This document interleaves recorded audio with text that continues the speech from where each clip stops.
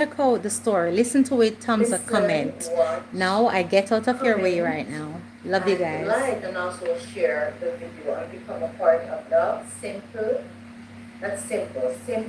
Michelle family. And yes, so happy Easter, first of all. It is Easter, and we are grateful, and we know that the Savior, He is risen, right? Yeah, so without itching, let's get right into the story. Chapter 1. The House That Whispers. The zinc roof always spoke first. It did not matter the time of day, nor whether the sun burned bright overhead or the night settled thick and restless over the land. The house had a voice, and it had never held its place. It cracked or creaked and groaned like an old man buried with secrets, too heavy to carry. Sometimes it rattled into short bursts, like laughter that didn't belong. Other times, it whispered low and long, as though something hidden Good beneath evening, Miss Betty. rusted Welcome, sheets welcome. Good was trying evening. to Good to breathe. see you. And thank you for the thumbs up. Yes, I can't begin to tell you how I need to come it by you, but was be with me. scary. Be patient with me a little. Anika had lived or learned to live with it, bless you. Or at least she told herself she had. Bless you. She sat on the narrow veranda, one foot tucked beneath her, the other swimming lazily over the concrete edge. Between her fingers, she worked medical. She worked methodically. Oh my God. Yes, she worked tirelessly, parting and pleating her hair, her short, foreseen natural hair, with, practice care. Each twist was tight, deliberate, something, she could control in a world that rarely offered her that comfort. A small jar of moisturizer rested beside her. It slid slightly, it lit slightly open. The scent faint but precious. She had saved for weeks to buy it, skipping small things, stretching every dollar until it nearly broke her. Wow. Until it nearly broke her. Money was not something she had, but she had her pride nevertheless. The late afternoon air clung to her skin, heavy with heat and the distant promise of rain. And the distant promise of rain. Somewhere beyond the yard, a dog barked, then another answer. The sound of a passing car faded quickly, swallowed by the quiet loneliness of the area. It was never completely silent here, but it was nearly truly alive either. No, it wasn't. Thank you for being here. She did not turn immediately. No, she didn't. She never did. That was one of the first lessons she had.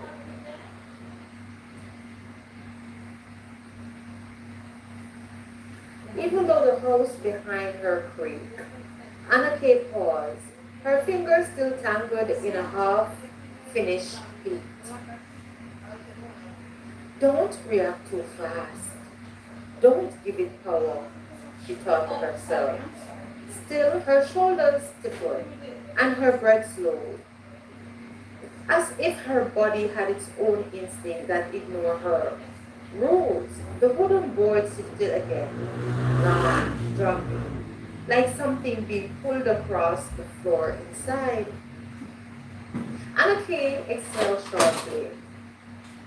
Just the house, she muttered under her breath. Just the old stupid house. Why do I feel so nervous? Her aunt had said the same thing once, though not with the same certainty.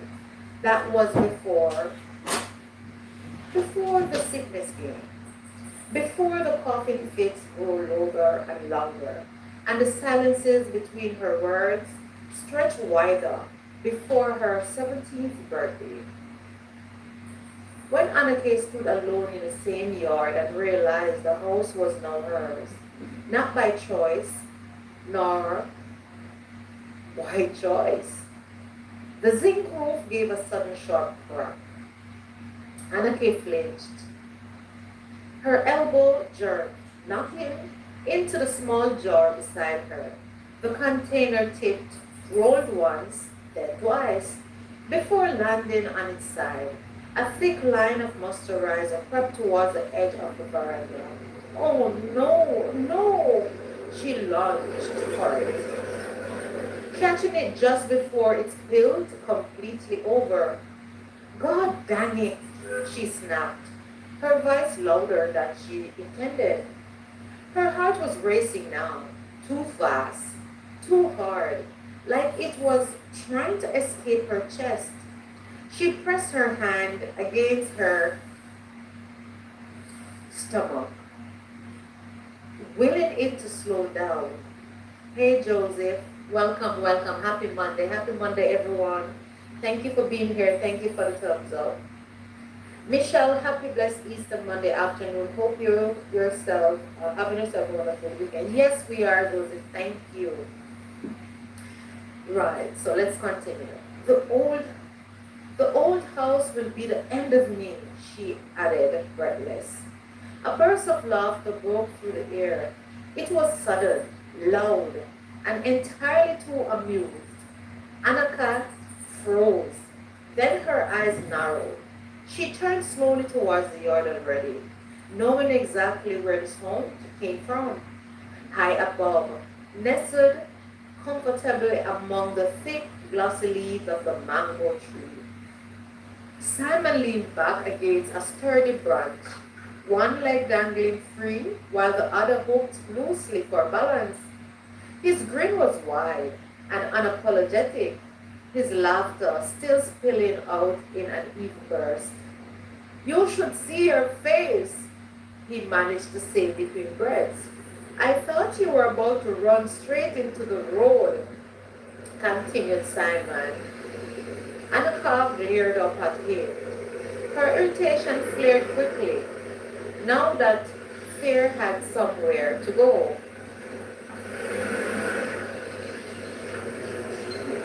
Just waiting for that one to go. You think that's funny? She shook back. One day, Simon, this house is going to swallow you whole, and I'm going to laugh just like that. Oh, she was furious. He wiped at his eyes, still chuckled. That house couldn't swallow me. It would spit me back out for being too troublesome, said Simon. You are already troublesome, she muttered, picking up her jar and securing the lid tightly this time. Simon shifted slightly, the leaves rustling softly around him. You jumped every single time, he said, shaking his head. Every single time. I do not. You do. I don't, she insisted, though her voice lacked conviction. Welcome, real ads and Yvonne. Happy, happy Monday, everyone. Though her voice lacked conviction, he raised an eyebrow, clearly unconvinced. Anaka puffed and turned away from him, resuming her plaiting of her hair with sharp, more forceful movements. This really helped steady her, even as the house behind her seemed to settle into an uneasy silence. That silence was worst. It always was. The laughter faded. The air grew still again. Even the distant sound seemed to pull back, as if the world itself was holding its breath. Annika felt it before she understood it. A shift. Subtle, but undeniable. Her fingers slowed. Something wasn't right. Simon must have sensed it too, because his voice didn't come again. When Annika glanced up, she noticed his posture had changed. He wasn't lounging anymore. He was sitting forward now, his body tense, his gaze fixed somewhere behind her. Annika, he said quickly. There was something in his tone she had never heard before. Not teasing, not amused, but easy. Annika turned. At first, she saw nothing, just the yard, dry patches of grass, the cracked fence, the uneven ground that sloped slightly toward the road, the veranda steps, the open doorway behind her. All looked normal, too normal. Then the air changed again. A strange pressure settled around her, thick and heavy, like the moment just before a storm breaks. The hairs on her arms lifted. Chill crept along her spine despite the heat. She felt cold. Her breath caught. She didn't know why, but something inside her knew. Knew what that whatever came next would not be ordinary. Do you see that? Simon whispered. Annika did not answer. Her focus sharpened, her vision narrowing as if the world itself had drawn a line and demanded her attention. And then it happened. Something moved. Not in a way she could explain, not like a person or animal or even the wind. It was wrong. Completely and utterly wrong. Simon sucked in a sharp breath. Annika didn't. She couldn't. Time seemed to stretch, even the second pulling longer than the last.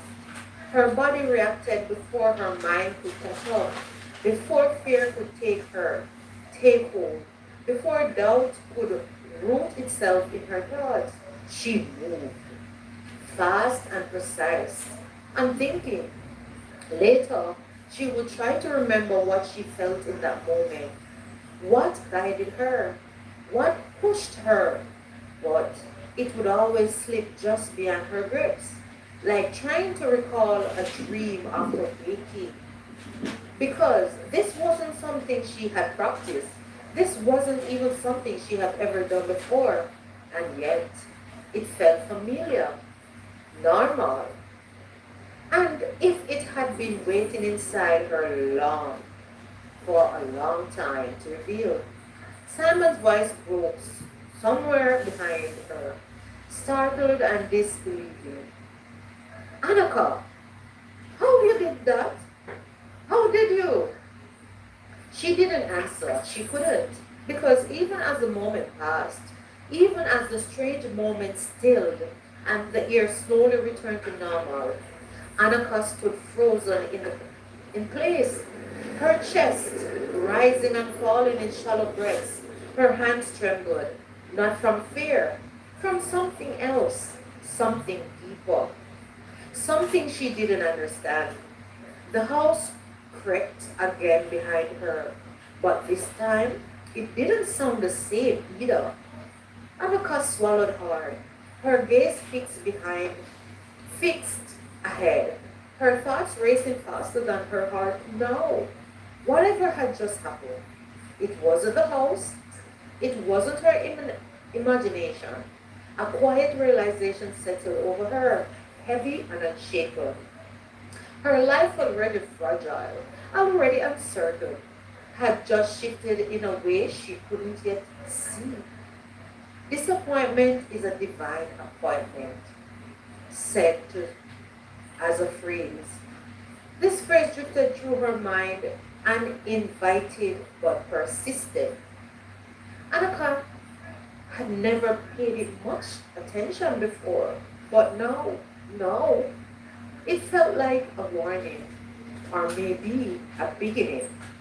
She didn't turn back to the house, not yet, because deep down she knew if she did, nothing would ever be the same again. Chapter 2. What moves beneath the surface? The evening did not return to normal. It pretended to, but Annika could feel the difference. The yard looked the same. The mango tree still stretched wide and generous. Its leaves whispered soft when the breeze passed through. The crop fence leaned as if always.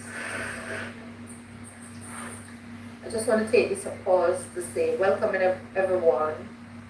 Thank you for being here. Appreciate each and every one of you. And bless up Joseph. Bless you, real Adam Even, and everyone else that are here and that come and goes. Appreciate the support. Yes. The crop fence leaned as it always had, and the dusty cloud beyond it carried the occasional echo of footsteps or passing tires. Even the sky, painted now in deep orange and fading gold, seemed determined to settle in its unusual rhythm. But something had shifted.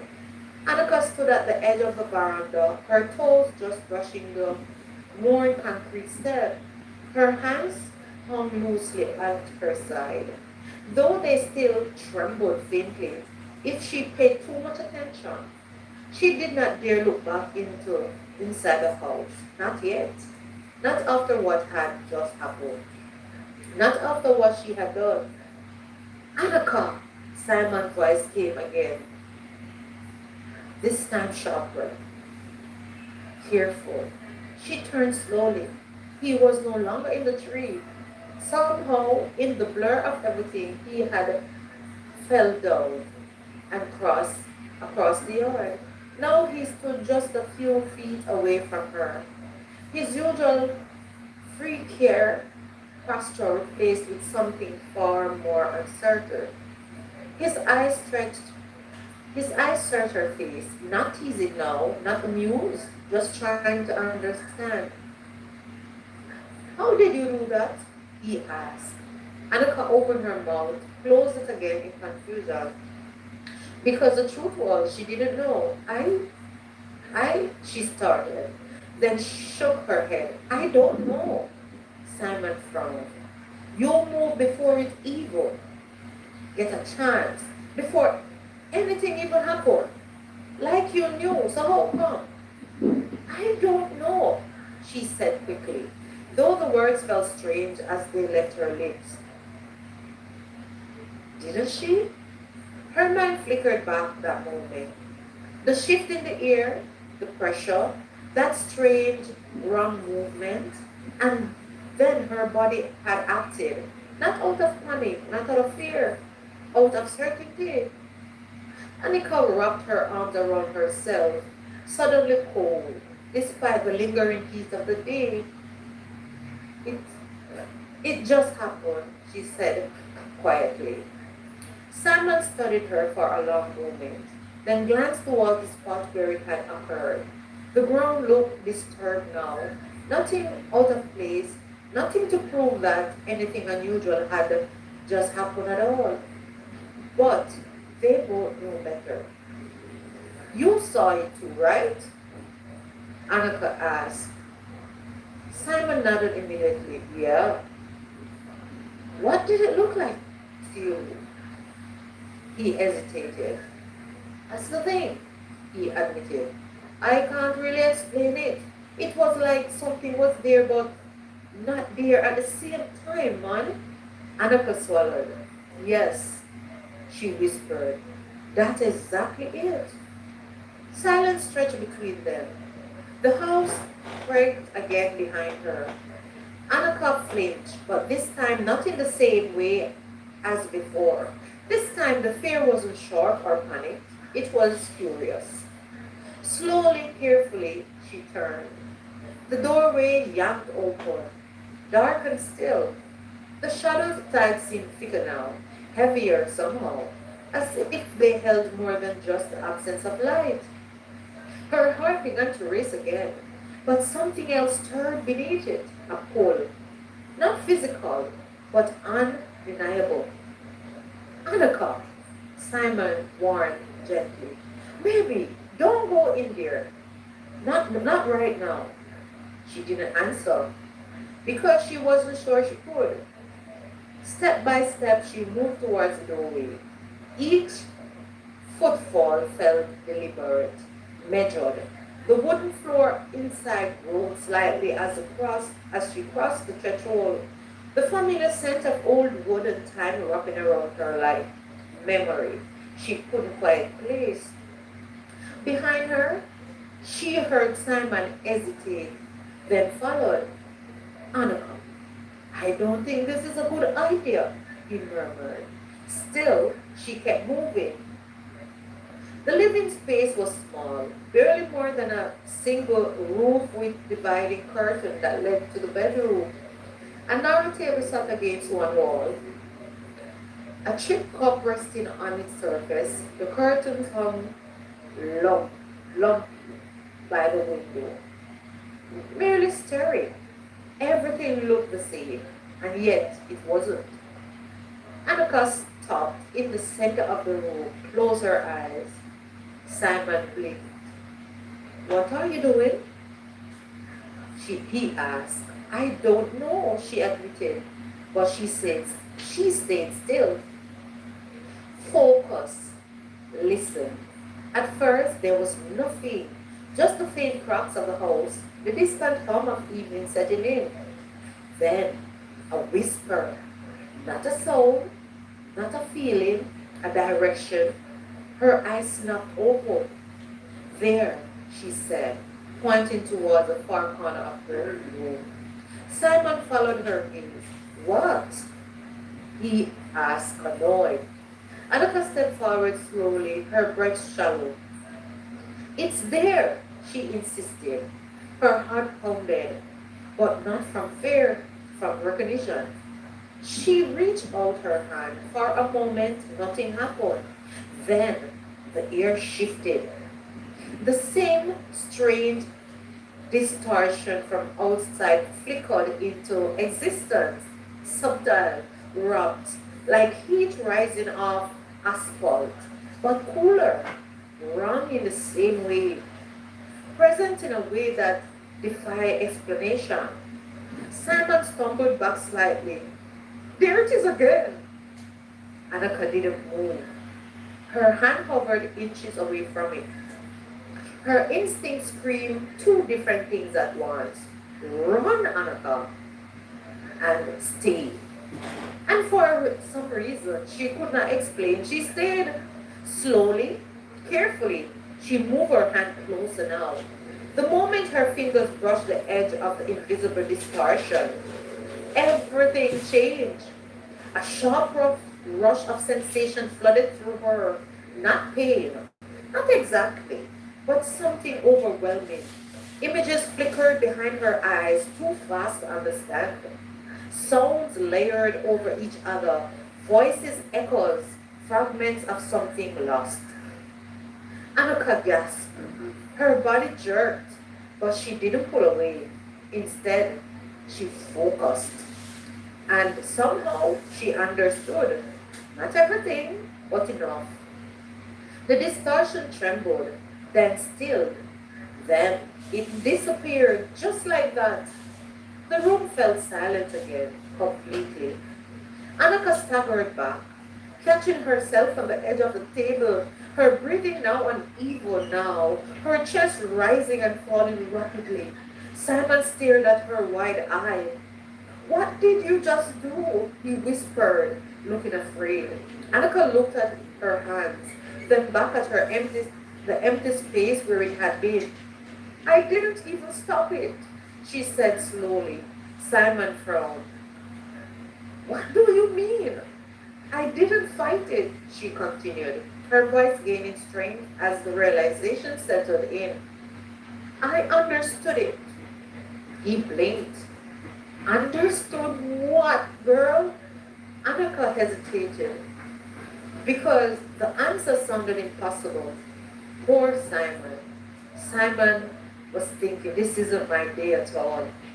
But it fell through. It wasn't just something random, she said. It was like it had a purpose. Like it was trying to show me something or finish something. Simon shook his head. That doesn't make any sense, Annika. I know, she said quickly. I know it doesn't, but that's what it felt like.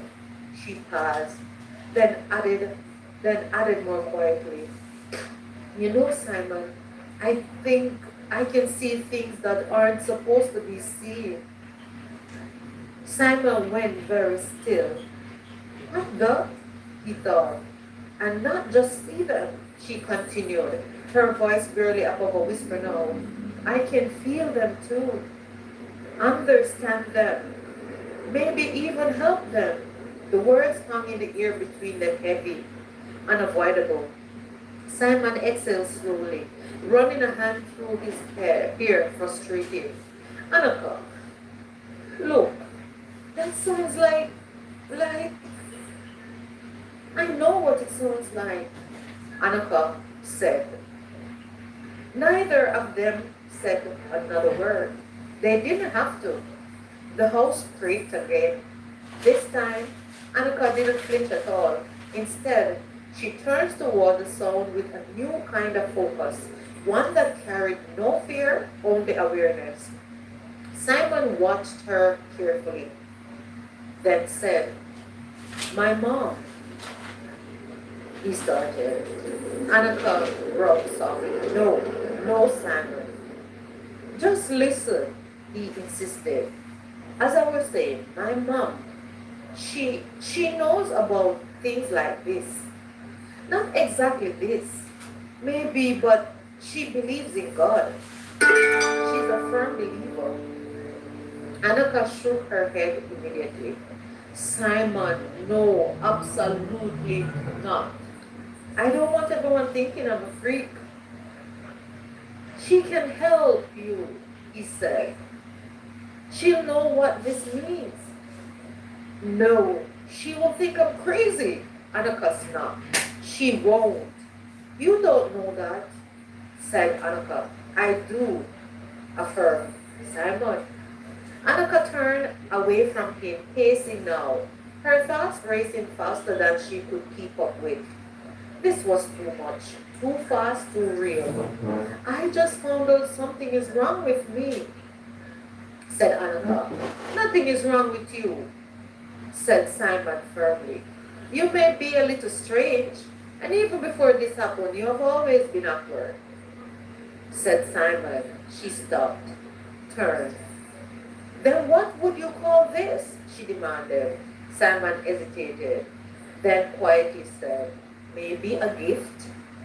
If you talk to my mom, then you'll know. The word landed harder than she expected. Annika let out a sharp, disbelieving laugh. A gift? You call this a gift? She shouted. You weren't scared? He pointed out. Not really. You didn't run. You didn't panic.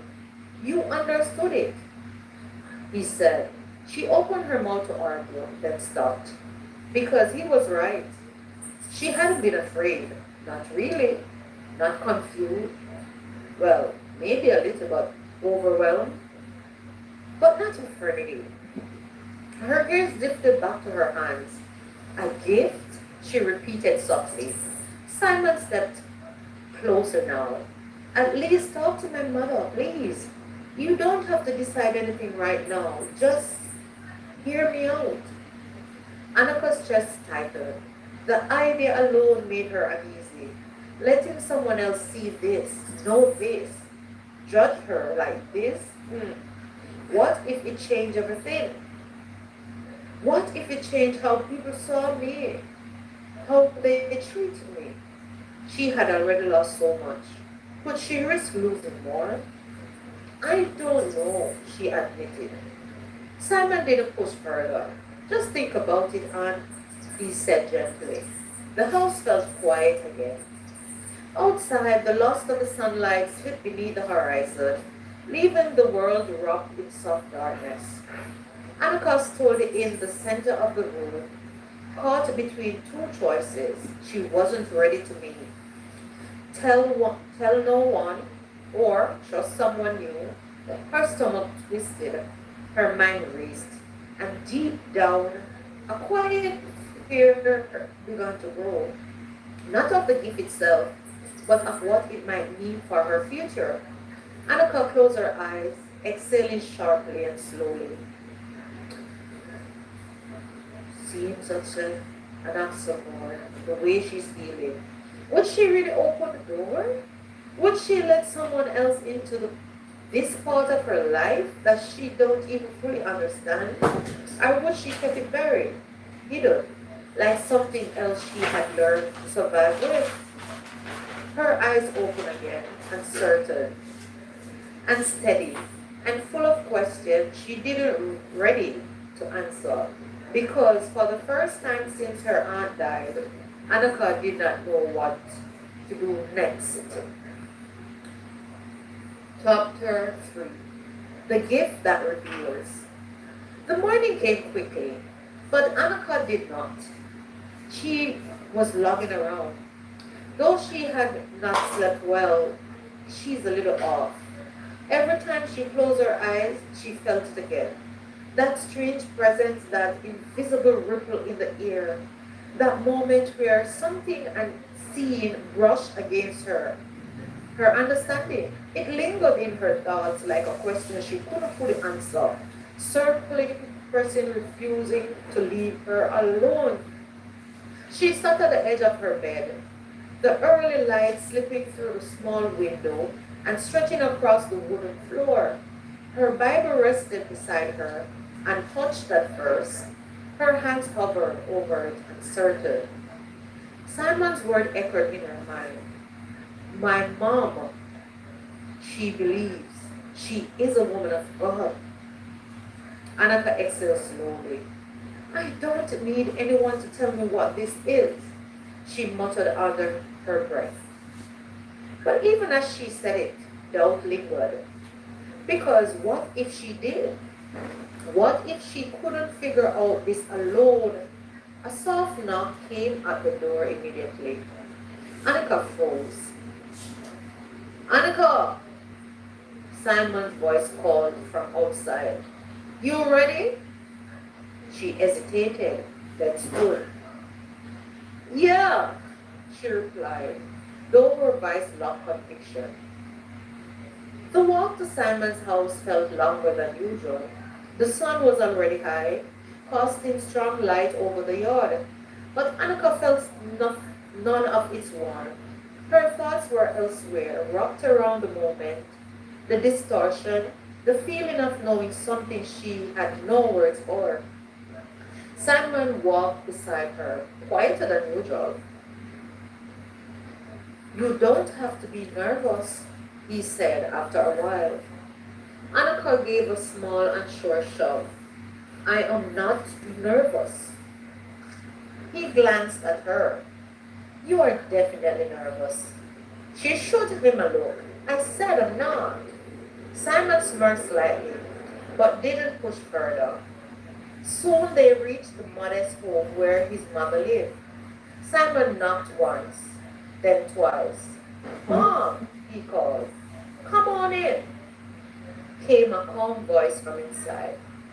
The room door opened. Miss Lisa stood there. She was a woman of quiet strength, her posture steady, her eyes warm but observant.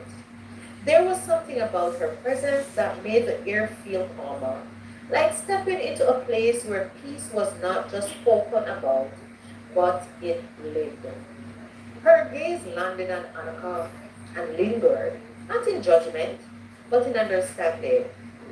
Annika, Miss Lisa said gently, I have been expecting you, love. Annika blinked. What does she mean? She thought. Then she said, You have? Miss Lisa smiled softly. Just come on in here. Inside, the house carried a different kind of stillness. It was peaceful, intentional. A small Bible sat on the table, open and well used. There were simple furnishings, nothing extravagant, but something felt placed with care. Annika stood awkwardly near the doorway. I don't really know where to start, she admitted. Miss Lee suggested to a chair. Start with what you have experienced. So Annika did. She spoke slowly at first, then more freely about the house, about the moment in the yard, about the strange shift in the air, about the feeling of knowing something was there, even when she couldn't see it clearly, about how her body reacted before her mind could understand. Simon sat quietly beside her, listening. Miss Lisa did not interrupt. She simply listened. When Annika finished, the room grew still. Miss Lisa folded her hands gently in her lap. Then she spoke. Annika, she said softly, what you are describing is not something strange in the eyes of God. Annika frowned slightly, thinking, what? Miss Lisa reached for the Bible on the table and opened it with care. There is a scripture, she said, that speaks about spiritual gifts. She turned a few pages, then paused. This one, she said, pointing to the scripture. Her voice grew steady, filled with quiet conviction. 1 Corinthians 12, verse 10. She read it aloud. Quote, to another, the working of miracles, to another, prophecy, to another, discerning of spirits, to another, different kinds of tongues, to another, the interpretation of tongues. End of quote. The scripture. The word settled in the room like something weighty, not heavy, not oppressive, just true. Miss Lisa looked at Annika. What you are experiencing, she said gently, it's what the Bible calls the discerning of spirits. Miss Lisa nodded. Annika Broford, discerning of spirits? Yes, Miss Lisa said. It means the ability to recognize, to perceive, to understand what is not visible to the natural eye, to know the difference between what is from God and what is not. Annika sat still now. So this isn't something wrong with me? Miss Lisa shook her head firmly. No, my darling. Her voice softened. It's a gift. Annika blinked. A gift? Not a curse? Are you sure? Not a burden? A gift? You didn't choose it, Miss Lisa continued. But God has given it to you for a purpose. Annika looked down at her hands. They feel different now, she admitted quietly. Like I can notice. Notice things, feel things. This isn't, well, that is how it begins, Miss Lisa said. But it must be guided, developed, and grounded in truth. She's, she tapped the open Bible gently. This is your foundation, the Word of God. Annika hesitated. I have, I have never really read it like this before. Miss Lisa smiled warmly. Then now is your time and your chance. She leaned forward slightly. Because with this gift, you must learn something very important, child. Annika looked up, curious. What's that? Miss Lisa's voice was calm but firm. You must not rely on your feelings alone. Annika's eyes narrowed slightly, listening closely. Feelings can be influenced, Miss Lisa explained, but the Word of God is steady. It does not change. She placed her hand gently on the Bible. When you feel something, you test it. When you see something, you compare it. When you sense something, you seek understanding through the Word of God, said Miss Lisa. Annika observed every word. For the first time since this began, she felt something she didn't felt before, clarity. Simon leaned forward slightly. So, what she saw yesterday, was it good or bad? Asked Simon. Miss Lisa paused, then answered carefully. Not everything that is seen is meant to be frightening, she said. Sometimes God allows us to perceive things so that we can understand, protect, or even help. Annika's breath slowed. So I am not crazy? She said softly and quizzically. Miss Lisa smiled. No, my child, you are being given understanding. Later that day, Annika sat alone with the Bible open in her lap. The words felt different, now alive. Not just letters on a page, but something that spoke, guided. She read slowly, carefully, as if each word mattered. Because now she believed it did. The, the house behind her still cracked occasionally. It did not frighten her the same way anymore. Not like before. Because now she understood. She wasn't alone in what she carried, and she wasn't powerless. But still, a question remained, one she couldn't escape. She closed the Bible slightly, her fingers resting over it. Her thoughts drifted back to Miss Lisa's words, to the invitation, to the guidance, to the unknown that lay ahead. Annika's chest tightened slightly.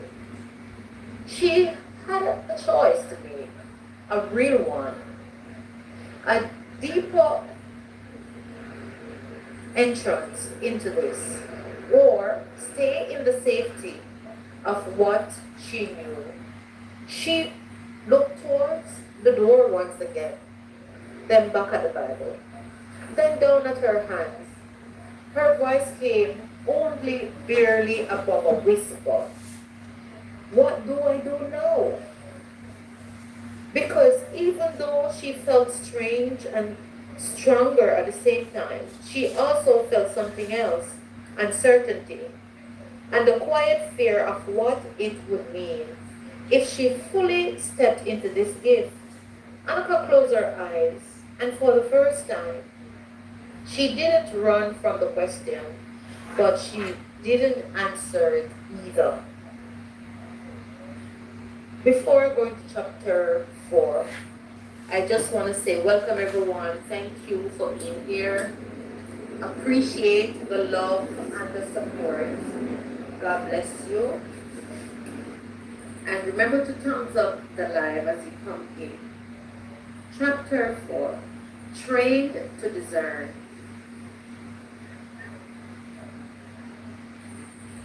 Annika did not wake up with answers. Annika did not wake up feeling confident, but she did wake up with a decision.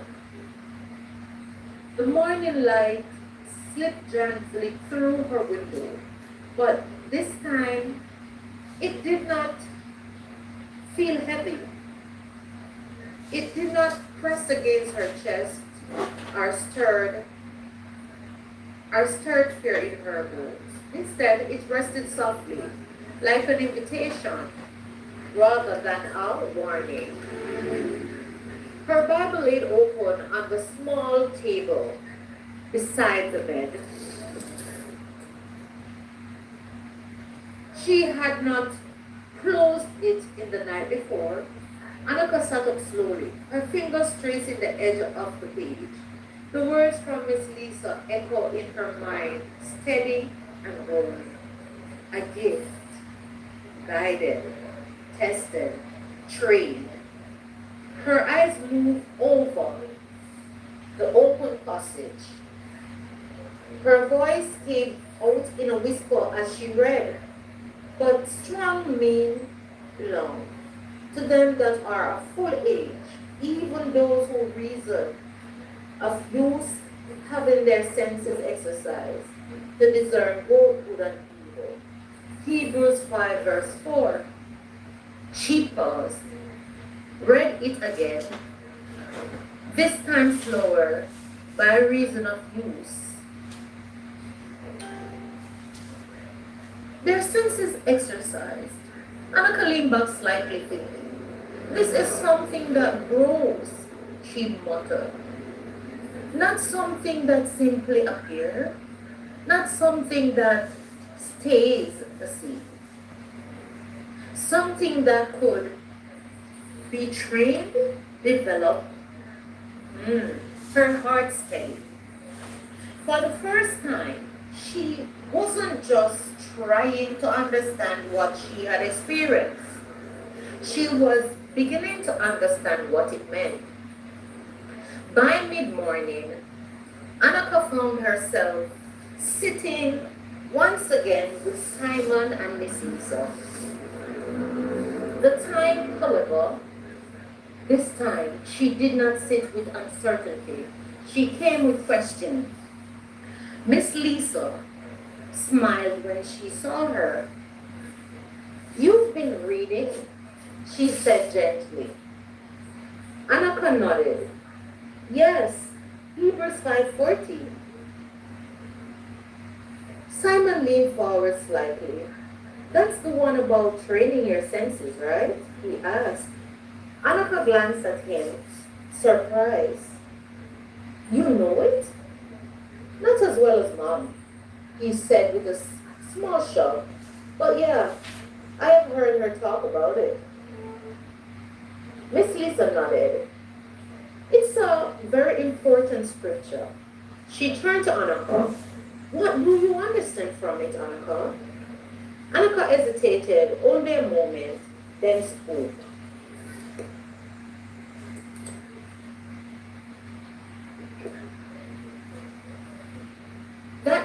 That discernment isn't automatic. It's something that gets stronger the more you use it. Miss Lisa's eyes lit with approval. Yes, she said softly. And how do you use it? Annika looked down at her hands, thinking carefully. By staying close to God's word, Miss Lisa nodded in agreement. And by doing what else? Annika thought of a moment. By paying attention, by not ignoring what I feel, but also not trusting in blindly. Exactly, said Miss Lisa. Simon smiled slightly. Sounds like training. Annika looked at him. It is, Lisa admitted. That afternoon, Miss Lisa invited Annika to something she never seriously considered before, church. Annika hesitated immediately. I don't know about that. But Miss Lisa's tone remained gentle. You are not being asked to perform, she said. You are being invited to learn. Annika looked uncertain. Simon nudged her light. It will be good for you. Annika sighed. All right, fine. The church was small but alive. There was a warmth in the atmosphere that Annika could not ignore. The sound of voices lifted in praise filled the space, the rhythm steady, sincere and grounded. She sat beside Simon and Miss Lisa, her hands folded tightly in her lap. Her eyes wandered around the room. And the people she watched, some of the people that were worshiping seemed overly happy. Their faces tell of a joy that Annika didn't as yet understand. The movement, the presence of something she couldn't quite describe. And then the service began. The pastor stepped forward. He was an older man, calm and steady, with the presence that commanded attention without demanding it. Pastor James stood at the front, his gaze sweeping across the congregation before settling just briefly on Annika. He paused just a moment, but Annika noticed something shifted.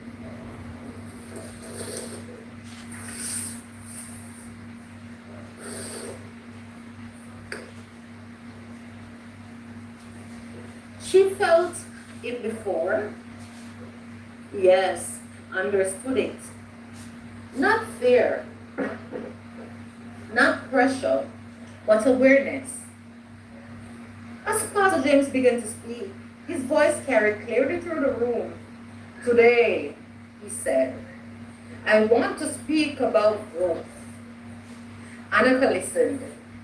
This journey of faith, he continued, it's not just about believing, but about maturing. Annika felt something stirred inside her. A child may believe quickly, he said, but a mature believer learns to discern. The word hit her. Discern. Her breath slowed. Hebrews 5:14 tells us. Pastor James continued that discernment could come through training, through practice, through the consistent choosing of what is right over what is wrong. Annika sat up a little straighter. This is not a passive gift, he said. It's an active one. Simon glanced at Annika. Miss Lisa nodded slightly as if confirming what was being said. Pastor James continued. God gives gifts, but he also expects us to grow in them, to sharpen them, to understand them. Annika felt something shifted deep inside her again. A quiet realization. She wasn't just given something, she was being invited into something. Discernment, Pastor James said, is the ability to recognize what aligns with God and what does not. Annika's heart beats steadily now. Oh my Lord, help me, what is this? But calm, focus, alive. And those who walk in discernment, he added, must learn to listen carefully, not just to what is seen, but to what is felt through the Spirit. Annika inhaled slowly. This was what she had experienced. The service ended with a quiet prayer, but something lingered, something personal, intentional. After the service, Miss Lisa gently placed her hand on Annika's shoulder. Come, she said softly. There is someone I would like you to meet. Annika followed her step slowed but steady. They approached the front of the church. The pastor was speaking with a few members when he looked up. His eyes met Annika's, and again he paused, then smiled. Ah, he said gently. You must be Miss Annika? Annika blinked. Yes, sir. Pastor James nodded slightly. I have been sensing something since the service began, he said. Annika frowned slightly. Miss Lisa stepped forward. Pastor, this is indeed Annika. She's been experiencing something new. Pastor James looked at her carefully, not in a way that made her uncomfortable, but in a way that made her feel seen. Tell me, he said gently, what have you been experiencing? Annika hesitated. Then slowly she told him everything. When she finished, the pastor was silent for a moment. Then he spoke. You have been given something very specific, he said. Annika's breath caught. A gift of discernment, he continued, but not just to notice things. He leaned slightly forward to understand them. Anaka listened closely. And to grow in it, he said, you must train. Just like the scripture said, just like Hebrews 5:14, you must study, he said. You must pray. You must stay in the word. Anaka nodded slowly. And you must walk alone in it, he continued. Miss Lisa smiled beside her. That's why you're here. Over the following days, Anaka began something new. She did not fully understand everything that Pastor James was saying or her gift yet, but she began to grow in it. She read more, studied more, listened more, and when she did not understand something, she asked. She learned, she practiced slowly and carefully. But with growth came awareness, and with awareness comes responsibility. One evening, as Annika sat reading under the slow, soft glow of a dim light, she paused. A serious one. A thought crossed her mind. Not just any thought, but a very serious one. What if this gets bigger? What if this grows stronger? What if this thing I see I don't understand? Uh, she was becoming worried. I don't get it. Hmm. Her grip tightened slightly on the Bible. She thought about what Pastor James said about training, about maturity, about walking with guidance. Her mind drifted to Miss Lisa, to Simon, to the church, to everything that have changed so quickly. Her heart tightened because even though she was learning, even though she was growing, she was also afraid, not of the gift, but of the responsibility, of being seen, of being known, of what others might expect of her. Annika closed the Bible slowly. Her gaze lingered on it. Then she whispered softly, am I ready for this? The question hung in the air heavy, unanswered, because now that she had begun to understand her gift, the real question wasn't whether she had it, it was what would she do with it? And deeper still, what she was willing to become, who she was being called to be. Annika sat in silence, caught between fear and purpose. And the next step was still unknown. And guys, we pause here at the story for now. This is part one. Stay tuned. Next Monday we have part two to find out what will Annika decision be.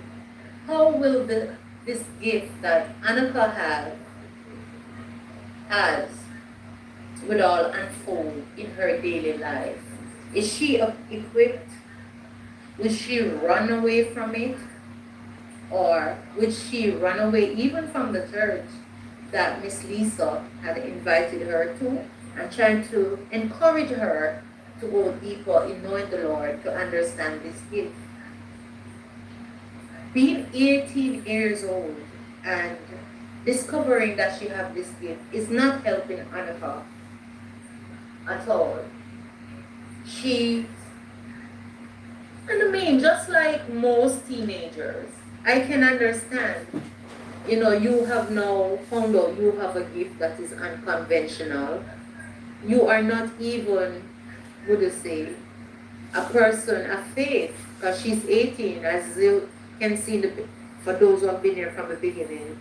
Annika, well, she don't really have a relationship with the Lord as such. She barely occasionally read her Bible. But the Word of God did say that gifts and callings are also without repentance. So Anaka happened to be one of them who realized in her gift without even being a firm believer. Will she accept this call? Will she grow closer to the Lord to understanding that this gift have to be, monitored by the word and the principle of God? Or will she really shy away and say, heck with this, I didn't ask for it? And let us see. So let us stay tuned. Let us stay tuned to see how the story unfolds. Thanks everyone for being here. Remember to thumbs up the live. It's free. Sorry about that. Right? It costs nothing to give a like to the video. It's totally free. Yeah, I just saw a butterfly went into the flowers. I'm trying to see to capture. Tiny something there. The beauty of nature. Oh, beautiful. Yeah, so I know, I understand it. I understand what the confusion and everything that Anaka is facing. Because to be honest, as 18-year-old, like that is the last thing you would want to happen to you. Yeah, that's the last thing that want to happen to me at 18 and not knowing fully what is this about, and then everyone is directing you right back to the Bible, and you don't even really know God like that. So everything is new for her. And as the story started, as you have listened, for those who have been here from the beginning, you would have noticed that some of the challenges that Anaka may have had, where she's living, at the age she's living, being alone and all of that. And it can be easy then to find out that you have a gift that is unusual, where people can judge you and cast you off to be insane and all of these things. It's not easy for teenagers. And again, Simon. Will Simon continue to be by Anaka's side through all of this? How will that relationship between their friendship, how will it turn out? Will Simon get fed up of all of this, what seemed to be so supernatural stuff? Or will he stick around for the end of it? All of these questions can be answered on our next episode, which is next week, Monday. All being well, God's still alive.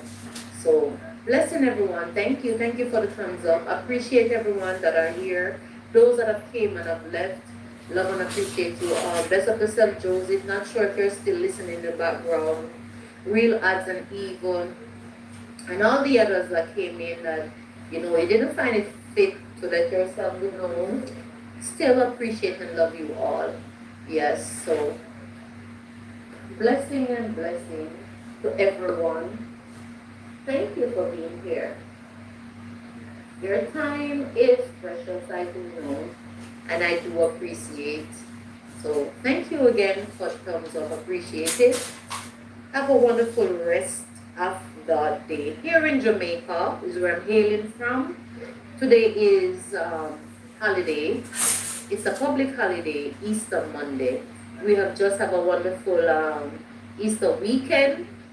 Yeah, so we're just giving thanks in everything. All right, bless you guys. See you in this week. Bye bye. And remember to stay tuned for the next episode.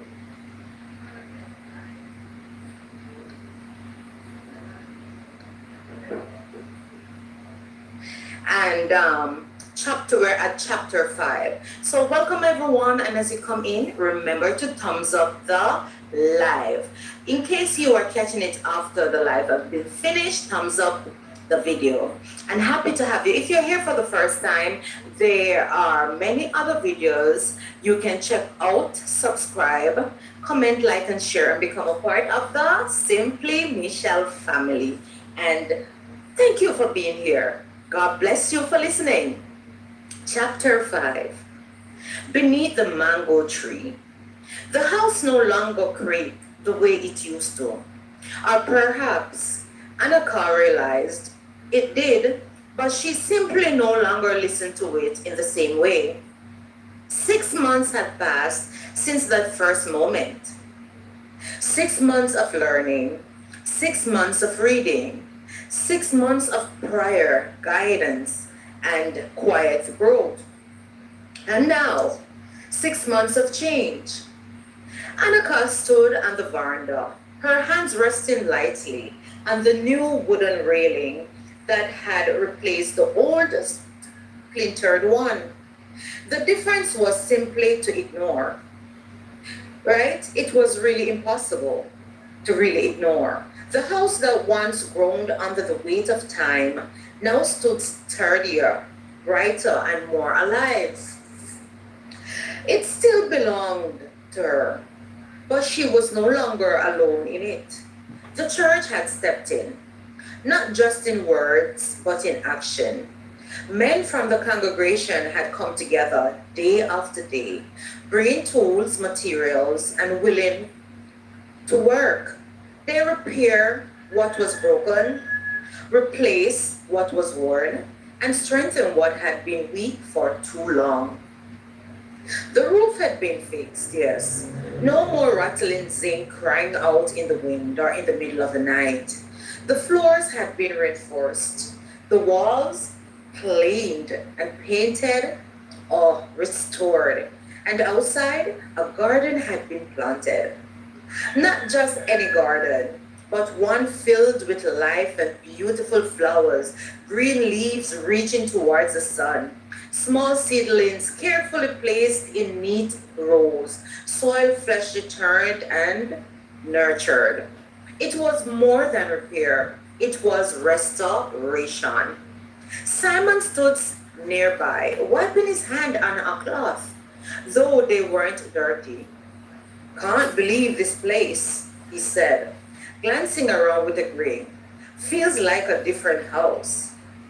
Annika smiled softly. It is, she responded. But even as she spoke, her thoughts were elsewhere, because something else had changed, something deeper, something that began 6 months ago. She closed her eyes.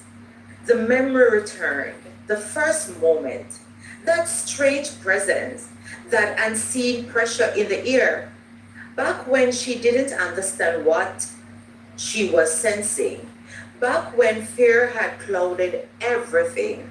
Now she understood. The wind passed gently through the mango tree, and the same for the sun. The one that had always stood tall in her yard, that big fat mango tree, the one that Simon once climbed and without a care he fell to the ground. The one that had watched over her life longer than she had known. Annika's gaze lifted slowly. There was something about that tree, something she couldn't ignore anymore. It had begun with a dream, 6 months ago. Late one night, after reading and praying, Annika had fallen into a deep, unusual sleep, and in that dream, she had seen her aunt. Her aunt stood beneath the mango tree, but she wasn't the same as she had been in life. She looked restless. Her movements were slow, her expression heavy with something unfinished. She didn't speak at first, but she pointed, not with urgency, but with intention, toward the ground, under the tree. Annika in the dream walked slower, felt a strange pull and knowing. Her aunt looked at her then, and though her lips did not move, Annika understood, not through words, but through something deeper. When she woke, her heart was racing, but her mind was clear. For the first time, she had experienced something different. Not fear, not confusion, not understanding, but had told Simon the next morning. And to her surprise, he believed her. Then let's see if it's real, Simon had said. That's how the plan began. Now, standing beneath the mango tree, Annika felt the weight of that decision. She was no longer the frightened girl who lived in a house full of strange sounds. She was no longer alone in what she carried. She had been given guidance, teaching, understanding, and now confirmation. Annika exhaled slowly. Simon, she said quietly. He turned. Yeah? Today, she said, her voice steady. We find out if what I saw is true. Simon nodded. Or if it's a test, he added. She glanced at him. Or both? He smirked slyly. Probably both. Soon, members from the church gathered around the house again. Miss Lisa stood nearby, watching with quiet wisdom and guiding everyone's effort. The pastor had been informed as well. Pastor James arrived just in time to observe what was about to unfold. Annika felt his presence before she saw him, calm, steady, discerned. Annika, he said gently, approaching her. Yes, Pastor. He studied her for a moment, then she spoke. Do you feel certain about this? Annika hesitated, then added, Yes, I do. He didn't question her further. Instead, he smiled. Then let us proceed. Tools were gathered. The ground beneath the mango tree was marked. And as the digging began, Annika stepped back slightly, her eyes fixed on the spot. Her heart pounded in fear. But in expectation, minutes passed. Then a sound, different from the rest. Not the crunch of soil, but something harder, something solid. Simon stopped digging. Hold on. The men looked at each other carefully, then cleared the soil slowly, deliberately, until a small sturdy chest emerged from the ground, buried, protected, hidden even. Annika's breath caught. Her eyes widened because she knew. Without seeing inside, she knew. This, this is what I saw, she whispered. Simon stared in disbelief. Annika, how? Oh. She shook her head. I didn't guess, she said softly. I was shown. The chest was carefully built and brought into the house. Everyone gathered, quiet, expectant, reverent. Miss Lisa glanced at hand gently and Annika's shoulder. She placed it, steadying her. Open it, she said softly. Annika hesitated, then reached forward. Her hands trembled slightly as she unlocked it and lifted the lid. Inside were documents, carefully preserved, bonds, property papers, financial report records, wealth hidden, protected, left behind. Annika stared in silence, then slowly stepped back. Her voice was barely a whisper. She felt this. She left it for me? Miss Lisa nodded gently. Yes. Annika's chest tightened. My aunt. Her eyes were closed briefly. The memory of her aunt's presence returned, but this time it was different. There was no fear, no confusion, only understanding. She was trying to tell me, Annika said slowly. Simon looked at her. Then her dream wasn't just a dream, he said. Annika shook her head. It was guidance. Now I know. Pastor James stepped forward. Simon held his head. Sometimes, he said calmly, God allows us to perceive things for a purpose. To reveal, he continued, what has been hidden. He gestured towards the chest. This is not just wealth. His voice carried a deeper meaning now. This is responsibility. Annika swallowed. I don't know what to do with all of this. Miss Lisa smiled gently. You will learn. As the others continued discussing and organizing, Annika stepped aside slightly. Her mind was full, her heart steady. but her spirit awake. This was not the end of her journey, it was only the beginning. Later that evening, as the sun began to set, Annika sat once again beneath the mango tree, the same place, but not the same feeling. She held one of the documents carefully in her hands, then looked up at the branches above, then said, "You were trying to tell me something, weren't you?" She whispered. The wind moved gently through the leaves like an answer. Simon sat beside her. "So what now?" he asked. Annika thought for a moment, then smiled softly. "Now I learned how to use it." But deep down, she knew something important. This gift was not just for her, it was for the others, for the church, for the community, for a purpose. Annika closed her eyes, and in the quiet of the evening, she understood. God had not only given her a gift, He had given her a calling. And as the wind moved through the mango tree once more, Annika felt it clearly.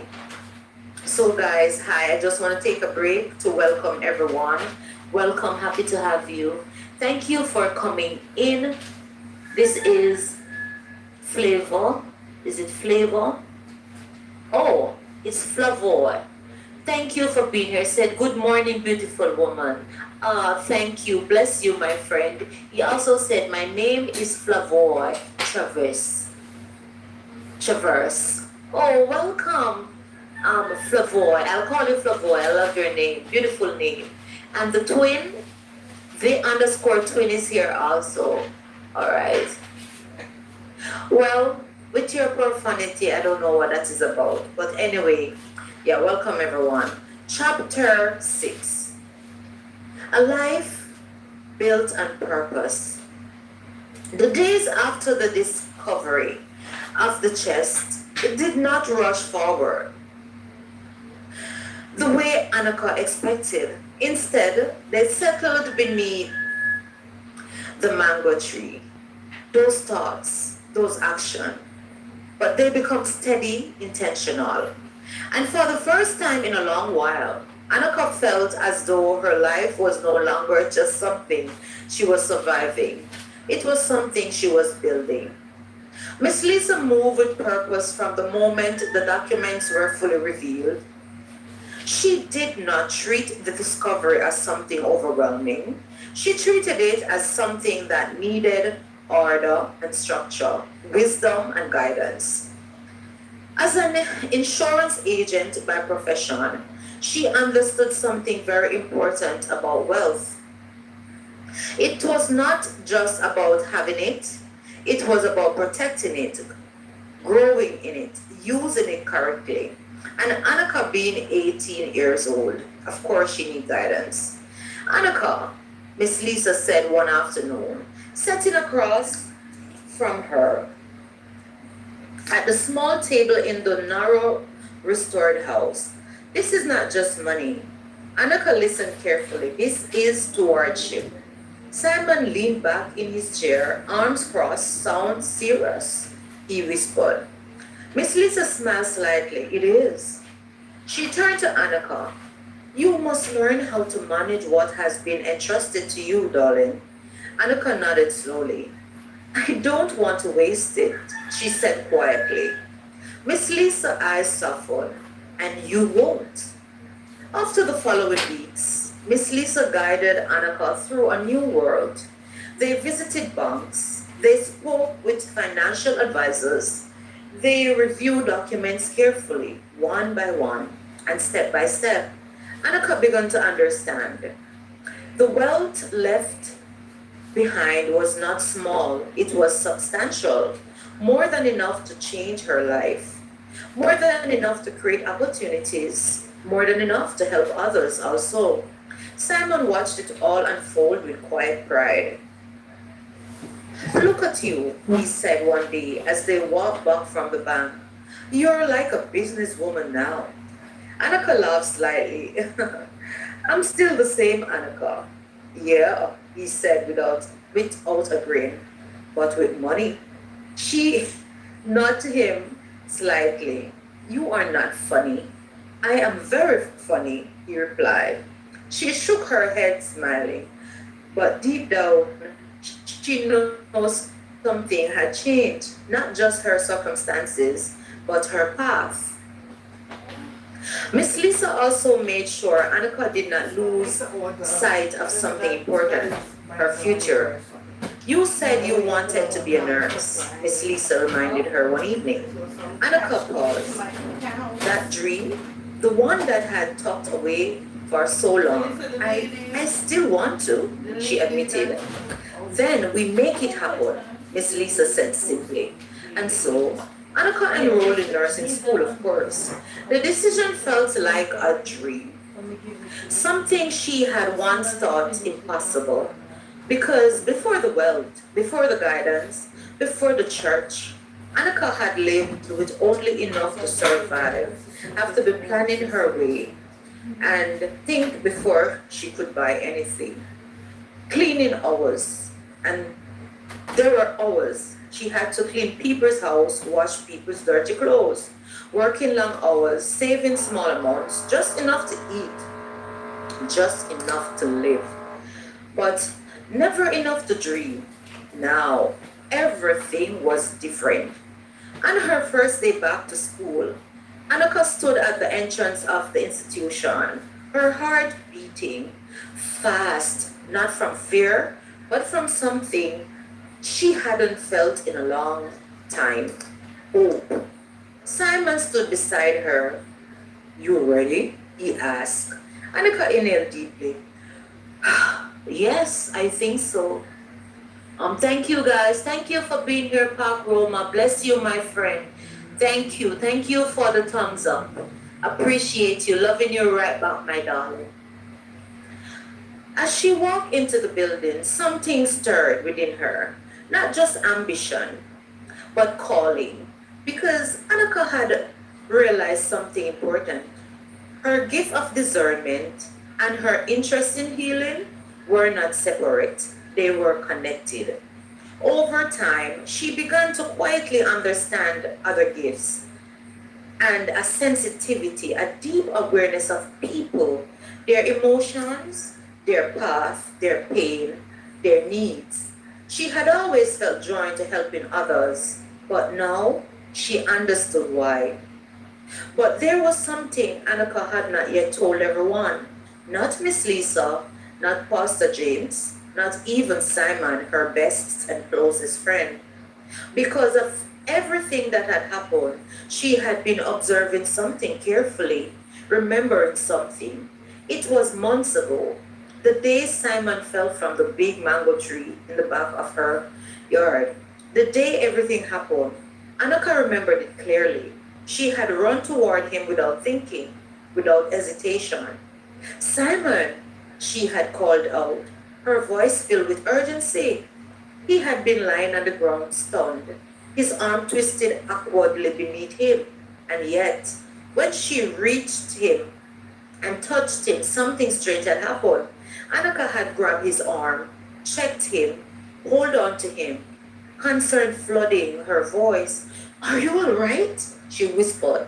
But Simon hadn't noticed the full extent of what had just occurred. The moment had been chaotic, yes. The shadows, the shifting presence, the strange movement in the air. And in that moment, Annika had felt something else, a response. Her hands, her focus, her presence. And something had shifted.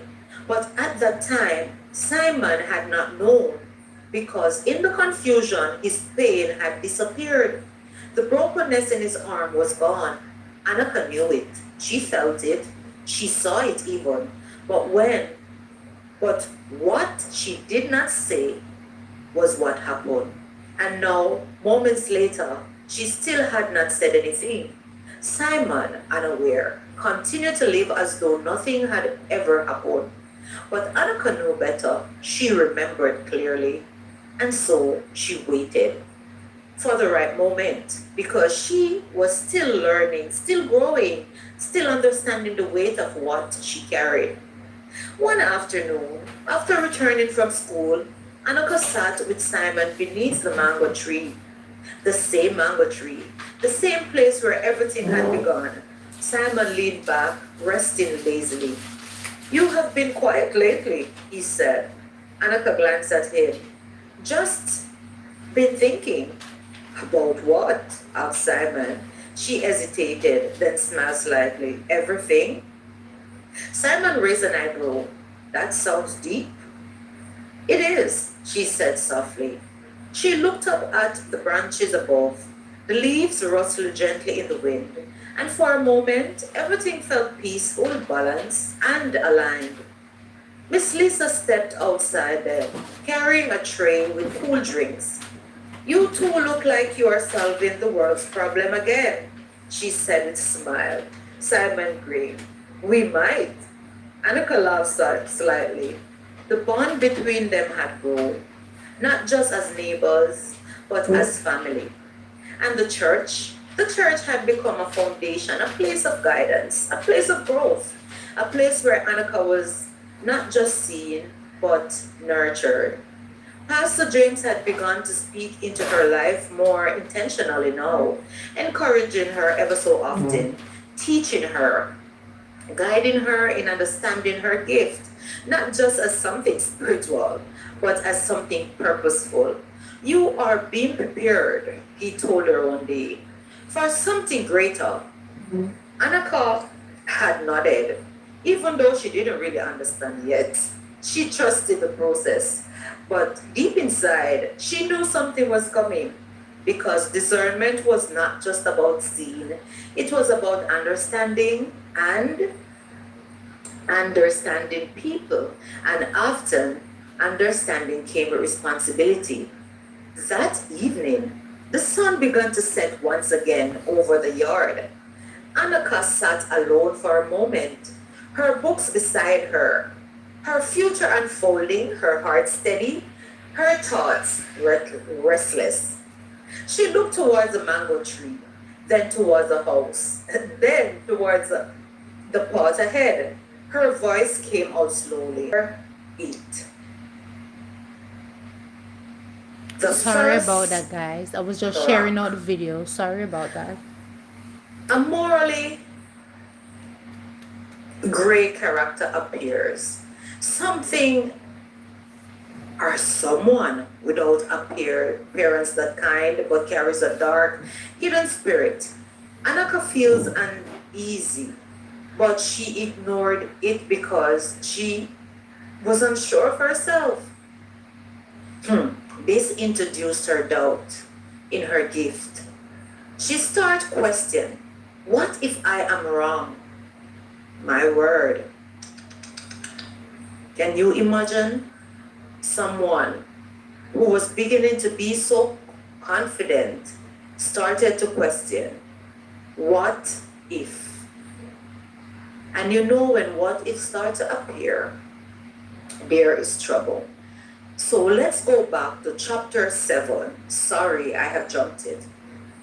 Chapter 7, not every feeling is holy. Annika had started to believe she was getting the hang of it. That was her first mistake. It began with a quiet Sunday morning at church, nothing dramatic, or maybe nothing poetic, nothing that would suggest her entire confidence was about to take a hit in front of everybody. Miss Lisa leaned over during worship and whispered, are you feeling anything? Annika nodded slightly, scanning the room like she was reviewing a report. Yeah, something's off. Miss Lisa realized and raised an eyebrow, but said nothing else.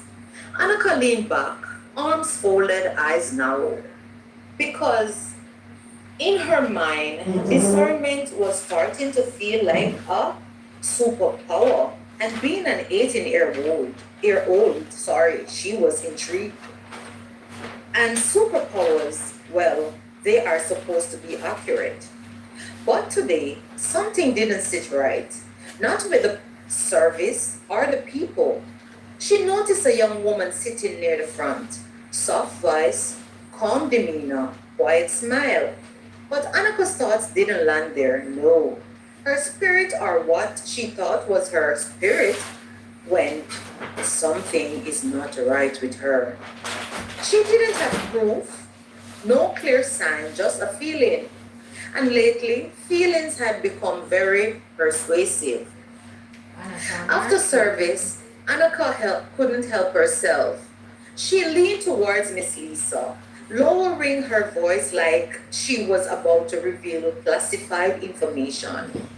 That girl in the front, something's off. I can feel it, but I can't tell what.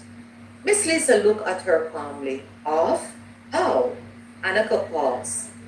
That question, she didn't love that question. Just off, she said. Miss Lisa didn't respond right away. That silence, that silence, Annika didn't realize it yet, but it was the beginning of her correction. My God. Moments later, the church gathered for fellowship. And this is where things went from quiet observation to public embarrassment. The same young woman Annika had labeled off walked over and greeted her warmly. Hi, I don't think we have met. I am Tasha. Annika blinked. Oh, so now we are doing introductions? Annika smiled slightly, forced.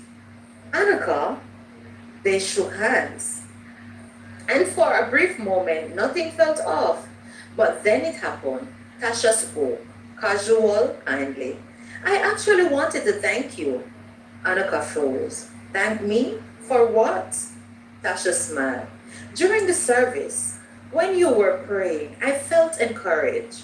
I have been going through a lot lately, and your presence, I don't know, but it helped me. Silence. Annika's mind. Record scratched. Because that feeling she confidently declared earlier, yeah, that was not aligning with reality. Miss Lisa, standing nearby, gently folded her arms. And Simon? Oh, Simon saw everything. That slight smirk on his face. Yeah, he saw it too. Annika laughed awkwardly. Oh, wow. I mean, praise God. That's good. But inside, I just spiritually misdiagnosed a whole person in public. She began to talk with herself. The conversation ended quickly. But the damage, Annika felt it. Later, sitting alone, she stared at her hands like they had betrayed her. So, I am just wrong now? She let out a small breath. Not dramatic, just honest. Just honest. Great, she said under her breath. Miss Lisa eventually joined her. She didn't scold her, didn't embarrass her further, just sat and looked at her and then spoke softly. Discernment isn't about being right, Annika. It's about being trained. Annika didn't look up. Well, I am failing training then, she said, with a sad look on her face. Miss Lisa chuckled gently. You are learning there. There's a difference. Annika shook her head slightly. But what if I just keep getting it all wrong? Miss Lisa looked at her, calm and steady. Then you keep growing. That didn't make Annika feel any better. To be honest, she felt like it should make sense, but it didn't to her. But it made something else happen. She got quiet. Because here's the truth she didn't want to admit. She had been trusting her feelings more than her foundation. And feelings, we all know, they don't always tell the truth. Annika exclaimed slowly. So, not every feeling is holy, Miss Lita said softly and smiled. And now you are getting it? From across the room, Simon watched her mother and her friend, not judging, not laughing, just watching. Because for the first time, Annika wasn't the confident one in the room. Welcome, welcome, my darling. Hey, Sunshade Soil, welcome. Happy to have you too. Happy Monday, fourth light. Bless you, my brother. And somehow that made her more real than ever. Chapter 8. Something feels off, but I can't prove it.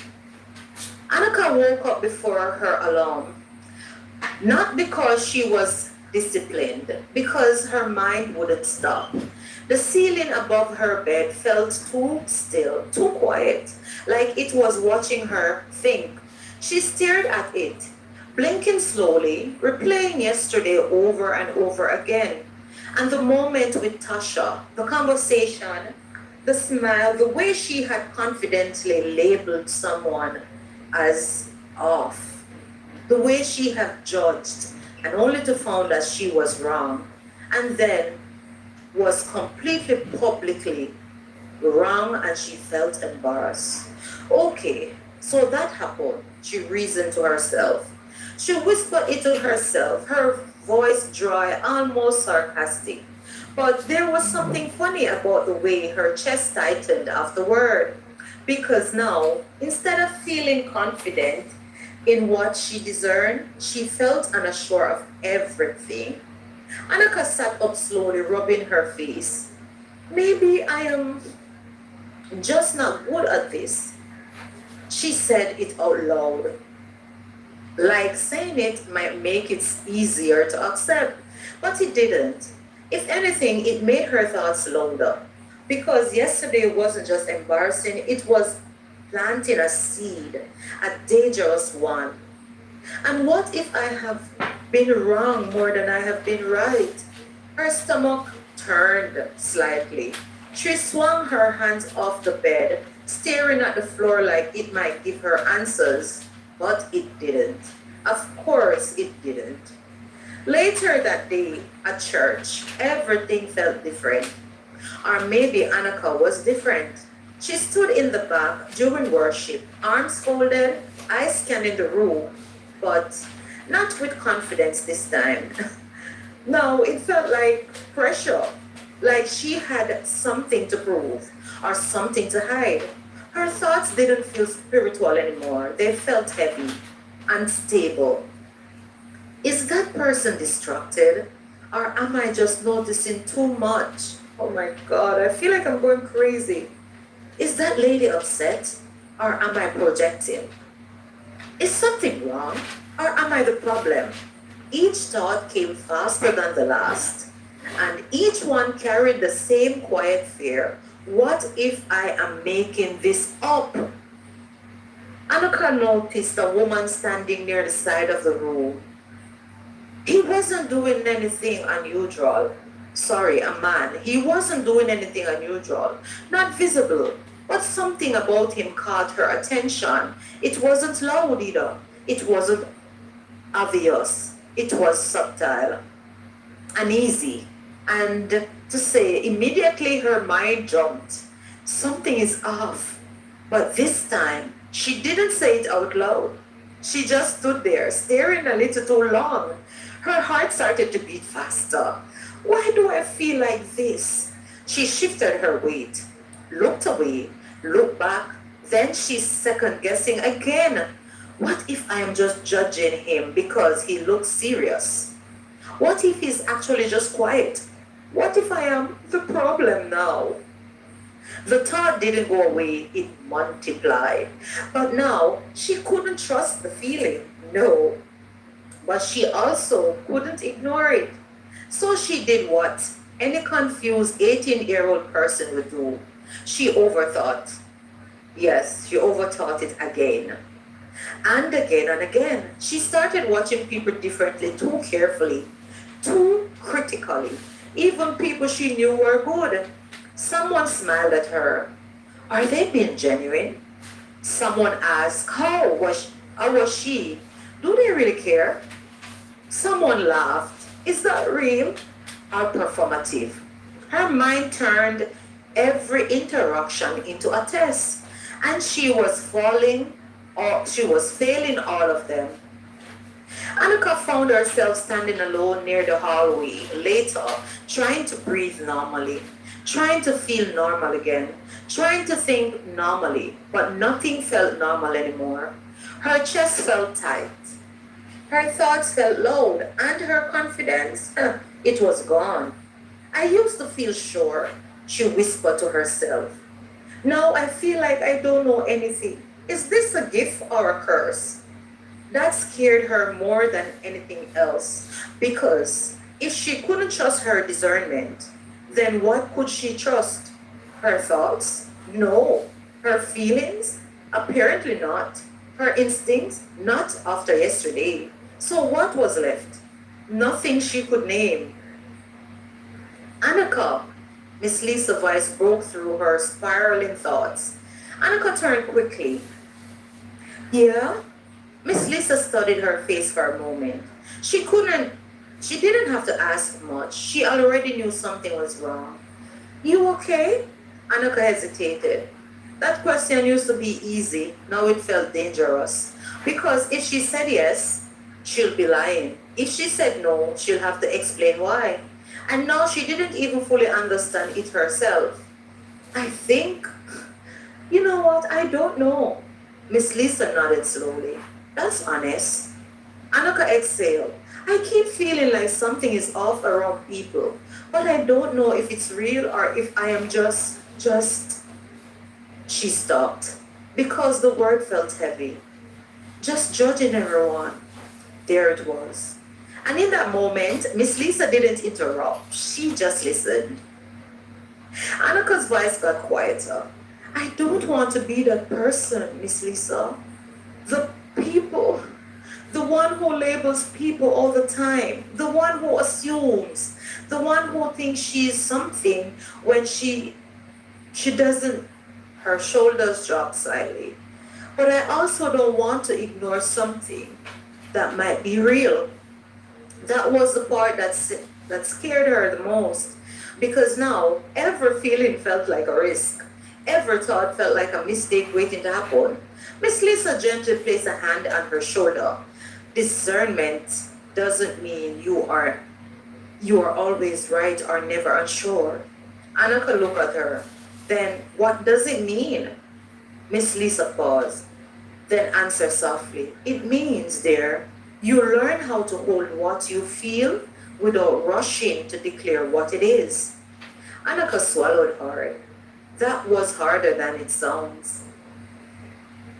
That night, Annika lay in bed again. But this time, she wasn't just tired. She was conflicted. Her mind replayed everything, her face, every moment, every feeling she didn't understand. Something feels off, she whispered into the quiet. But this time she didn't finish the sentence because she couldn't prove it. And worse, she couldn't ignore it either. My word. Chapter, yeah, 9. Spirits of Suspicion. My God. Annika didn't feel sleepy.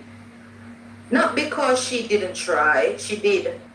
But every time she closed her eyes, her mind replaced the same question over and over again. Is that real, or am I just afraid? By morning, the question had turned into something heavier, something quieter, something more dangerous: doubt. She sat on the edge of her bed, staring at the phone without actually seeing it. Notification, messages, life. All of it felt slightly distant, like she was standing behind a thin glass wall, watching everything happen without fully being a part of it. At church that day, Annika walked indifferently, not confident at all, careful, too careful. She noticed something, everything people were doing, the way people smile, the way they shift in their seats, the way someone laughed just a second or a thought too long. And each time her mind whispered, something is off. But now she didn't trust the voice anymore. So did the only thing she could have done, or she could have think of, she ignored it until she couldn't. A man walked in late. He looked nervous, maybe even a little out of place. He glanced around the room, adjusting his collar, hands slightly fidgeting. And just like that, Anaka's mind lit up.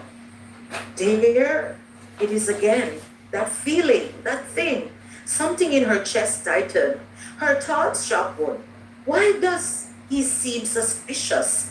She watched him carefully now, too carefully. Every movement, every glance, every small detail. And the more she watched, the more convinced she became. He didn't, he doesn't belong here. The thought came quickly, too quickly. Annika frowned slightly, crossing her arms. But this time, something felt different. This wasn't just a feeling, it felt certain. And that certainty, that was dangerous. Because it felt just like the last time. No, I am not doing that again, said Annika under her breath. She muttered, but the feeling didn't leave. It stayed quiet and persistent. During service, Annika couldn't focus. Her eyes kept drifting back to the man. And every time she looked, her thoughts grew louder. What if he's pretending? What if he's here for the wrong reasons? What if something is wrong and I am ignoring it? Her chest tightened. Her breathing became shallow. All this turmoil inside of her. She leaned slightly forward, gripping the edge of the seat. Because now she didn't know what to do. Act, she asked, or ignore it? Ugh. And both options felt wrong. After service, she stood watching, waiting, overthinking. Then she stepped forward slowly, carefully, too carefully. She approached the man. Her heart was beating faster now, but her mind still convinced. Just ask, confirm. Don't assume, she's reasoning with herself. She nodded slightly to herself, then spoke. Hey, can I ask you something? The man turned, surprised. Yeah, sure. Annika hesitated. Her con- Yeah, hi Hi guys. So now guys, we're jumping happy to happy another Monday. episode. Welcome back to my channel, Simply Michelle, and happy to have you. So yes, it is Monday, and today is the finale of our story that we have been reading. So yes, if you're just coming in, they are what do you say, a few videos that are ahead of this one that you need to check out. Yes, you do, to keep abreast is what is happening, because today is the finale of our story. And without itching, let's get right into it. You have seen the topic, chapter 26. Love is not this complicated, is it? Silence felt different now. Not peace, not comforting, but heavy, pressing, unanswered. Annika sat alone again. And this time, she wasn't studying. She wasn't thinking about Trevor, thinking about everything that had passed, thinking about the way she used to believe things were simple. Love should not feel like this, she whispered. She whispered. Her voice barely reached the room. It shouldn't feel like confusion. She leaned back, eyes fixed on nothing. It shouldn't feel like anxiety. Then came a pause. It shouldn't feel like second guessing everything. Her fingers tightened slightly because that's what she was feeling, everything all at once. And it didn't make sense, really. No, it didn't. Love is supposed to feel like peace, she continued. She closed her eyes again, trying to remember what that felt like. But instead, all she saw was Simon, that moment, that kiss, unavoidable, unshakable. Meanwhile, Simon wasn't okay either. He walked, not sure where he was going anymore, just moving.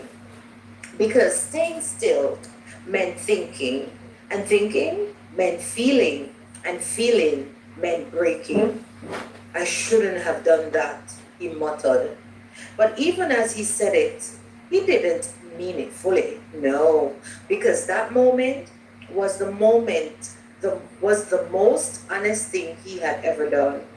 And it still hurt because Annika was gone, avoiding him everywhere. No calls, no messages, no eye contact, nothing. Simon finally found her at a distance. She saw him, but didn't come closer, didn't acknowledge him, didn't smile, didn't even speak. That silence cut deeper than words ever could. Annika, he called softly, but she didn't answer. And that was the first time he realized he might actually be losing her. Annika turned away, not because she didn't feel anything, but because she didn't understand it. Why does it hurt so much? She whispered to herself.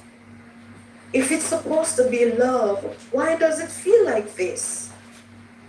She didn't have the answer, and that scared her because love shouldn't feel this complicated, right? Lily watched from afar, quiet, observing everything. She saw the tension, she saw the distance, she saw the kiss, and she understood everything, that something important was brewing. This isn't mine, she whispered, and for the first time, she stepped back, fully, choosing to remove herself from all of this complicated mess. Miss Lisa noticed too. She always did. She saw her son. She saw Annika, two young hearts, but strong, both strong, both broken in different ways. They are just children, she said softly, but not in a dismissive way, in a compassionate one, because she understood something deeper, love. At 18 is powerful, but also confusing. You can't deny, because it's mixed with fear, pride, inexperience, and unspoken emotions. They didn't know how to carry what they feel, she whispered. Miss Lisa sat down, feeling burdened, so she prayed. Not loudly, not dramatically, but sincerely. Lord, her voice was quiet. Guide my son. Then came a pause. And guide her heart. Meanwhile, Simon stopped, looking out in the distance. Why does this feel like this? He asked himself. Why does everything feel like it's slipping? He ran the hand over his face, feeling confused. I did everything right, didn't I? But even he didn't believe that. Annika, on the other hand, was breaking in silence. Why did he kiss me like that? She whispered, and then act like it meant nothing. Her heart ached. Not just from rejection, but from confusion, because what she felt was real, and that was the problem. Neither of them could finally or fully understand it. So instead of coming together, they drifted apart, slowly, painfully, unintentionally. Simon finally spoke again, soft. I just wanted to understand you. But Annika still didn't respond because she didn't know how. And sometimes not knowing hurts than anything. Love is not supposed to feel like this, Annika said again, but her voice broke slightly because she wasn't sure anymore.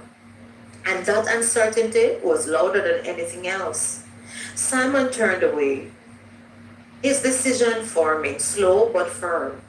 If she wants peace, he said quietly, I'll give it to her. But his voice carried something deeper, pain. And so they stood apart, connected but separated, both feeling something they couldn't explain, both hurting, both wondering the same thing. Is this what love is supposed to feel like? But neither of them had the answer because they were as inexperienced as it come. And yet,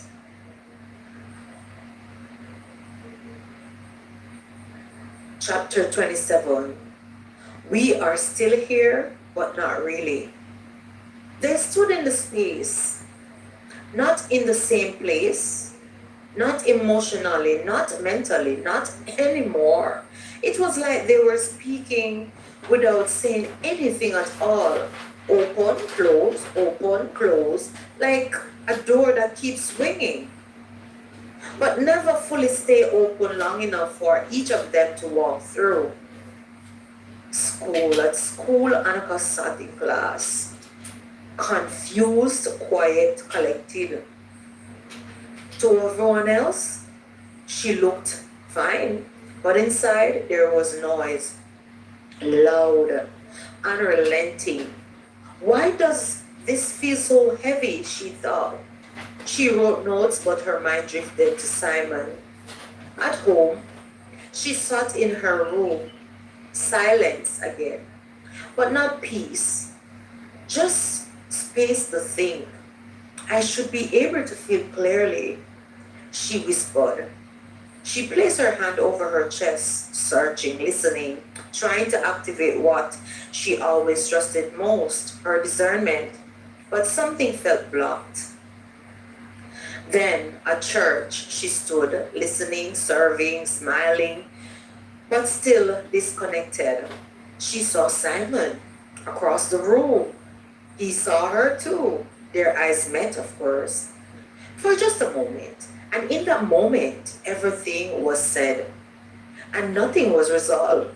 Really, Simon felt it too. Everywhere he went, the same feeling tugging at him.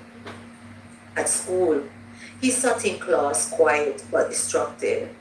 She hasn't said anything, he thought. Not really. Didn't I kiss her properly? I know I did, for I felt it, and I know she must have felt something too. Not what he needed, those noise in his head, not what his heart wanted. And then at home, Simon paced, restless, frustrated. Why does she act like that didn't mean anything? He stopped. Or worse, like I don't mean anything. Was that kiss so awful? He thought, and that thought hit harder than anything else. At church again, he stood near the back this time, watching her. Always watching her. To be honest, coming to service today, it feels like I'm here just to watch her, not to worship God. But he never approached because every time he tried, he felt the distance grow instead of shrink. Grow instead of shrink. I am right here, he thought. Why can't she see me? Annika's heart was not cold, far from it. It was full, too full, so full that she didn't know how to handle it. What if I am wrong? She whispered. What if this isn't what I think it is? Because of her discernment was always her guide. And right now, it was quiet, calmer, it seemed. Simon's heart was tired. I showed her how I feel, he thought. And she still walked away. That hurt. Because to him, that kiss meant truth, connection, vulnerability. But to her, it had meant something else. And that uncertainty was killing him softly and slowly. They passed each other at church again. No words, just a glance. Brief but heavy. Simon wanted to speak, to scream, to yell. Annika wanted to say something, but neither did, because both were afraid. Afraid of being wrong, afraid of being rejected, afraid of being fully seen. Annika walked away first, controlled, composed, but inside, something broke slightly. Not loudly, but enough to feel it. Why can't I trust what I feel? She thought to herself. Why isn't my discernment clear? What the heck? What is this gift good for? Now that I need it most of all, it's gone in MIA me? She exhaled, trying to regain control. Simon watched her leave, and for a moment he didn't move, just stood there like a statue, processing. She's walking away again, he thought, every time. That word echoed again and again and again. They were both hurting, but in different ways. Annika was hurting because she felt deeply, but couldn't confirm what she felt. And Simon was hurting because he felt deeply, but didn't feel seen. She doesn't even acknowledge me, Simon thought. Not fully, not the way I need.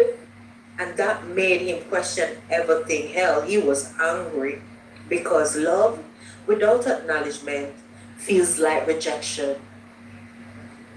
Bless you, Kevin.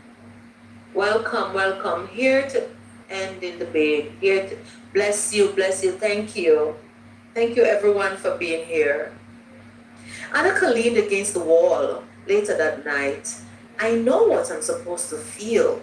So why don't I feel it clearly? Her eyes closed, trying again, listening, waiting, but nothing came clearly. Simon sat alone, quiet. I am here for her, he whispered. Why can't she see that? He leaned forward, resting his elbows on his knees and his head and his hands. Am I doing something wrong? God. And silence. No answer. They both standing in truth, but missing it. Because vulnerability requires trust, and trust requires clarity. And right now, neither of them felt secure enough to fully step into it. Yet, despite everything, despite the confusion, despite the silence, there was something undeniable, something real, something still alive. I care about him, Annika whispered. I care about her, Simon admitted, too acting truly silly. But caring was not enough, not yet. And so they remained side by side but emotionally disconnected, miles apart. Still here, but not really. And the hardest part, they both knew this wasn't the end, just the beginning of something they didn't yet understand.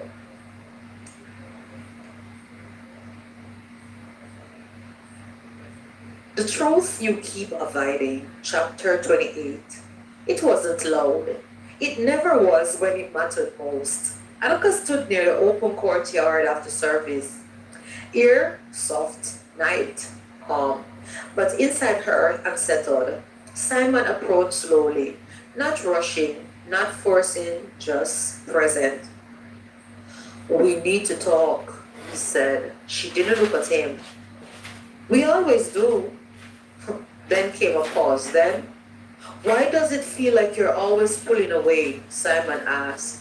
And Annika finally looked at him. Her expression calm, controlled, but guarded. Because I'm trying to understand what I'm feeling. And you think I don't? He replied. Another pause. The tension rising again, but this time something different was about to surface. Simon studied her carefully. You feel things deeply, he said, but you don't trust them. Annika frowned slightly. And you think you do? No, he admitted. But I trust what I have seen. That caught her attention. What does that mean? Simon hesitated. then spoke. Your gift, your discernment. He stepped closer. It's real. Annika's expression tightened. I already know that. No, Simon said softly. You don't just see things. He paused. You feel them. Silence again. And sometimes, he continued, you take them in. Annika blinked. What are you talking about? Simon's voice softened. You carry people and their burdens, their emotions. You absorb them. Annika looked away. Something in her resisted that. That's not a, an excuse, Simon interrupted, firm, but not harsh. It's a reason. Annika's eyes snapped back to him. A reason for what? Simon didn't hesitate this time. For what you... For why you are so confused, damn it. A beat. Then, for why you can't tell what you feel about me. The words landed hard, and Annika's breath caught slightly.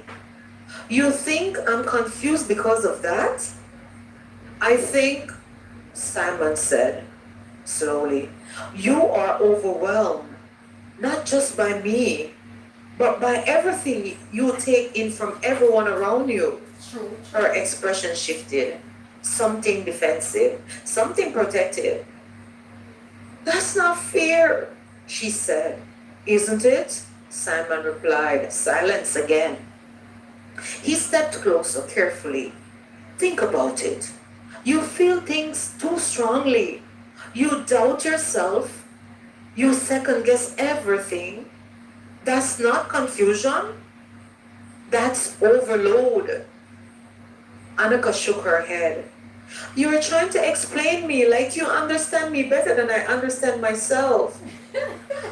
She cried. Maybe I do, Simon said quietly, and that hit. Not in anger, but in vulnerability, because he wasn't trying to win. He was trying to reach her. Then Simon stopped. His expression changed. Something clicked. His eyes widened softly. Wait. Annika frowned. What? What is it now? Simon looked at his hand, then back at her. My hand. He slowly lifted it, flexing his fingers. Do you remember when it was broken? Annika's eyes narrowed slightly. What does that have to do with anything? Everything. Everything, he said, his voice steady. But now, certain, you healed it.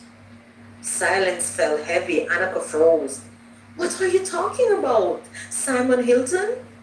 You touched my hand, Simon said, and it stopped hurting. It healed faster than it should have. He stepped closer. That wasn't normal. Annika's heart began to race. That wasn't... That doesn't mean...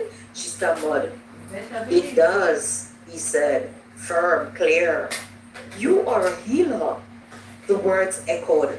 Annika shook her head. No, I am not. You are, Simon said.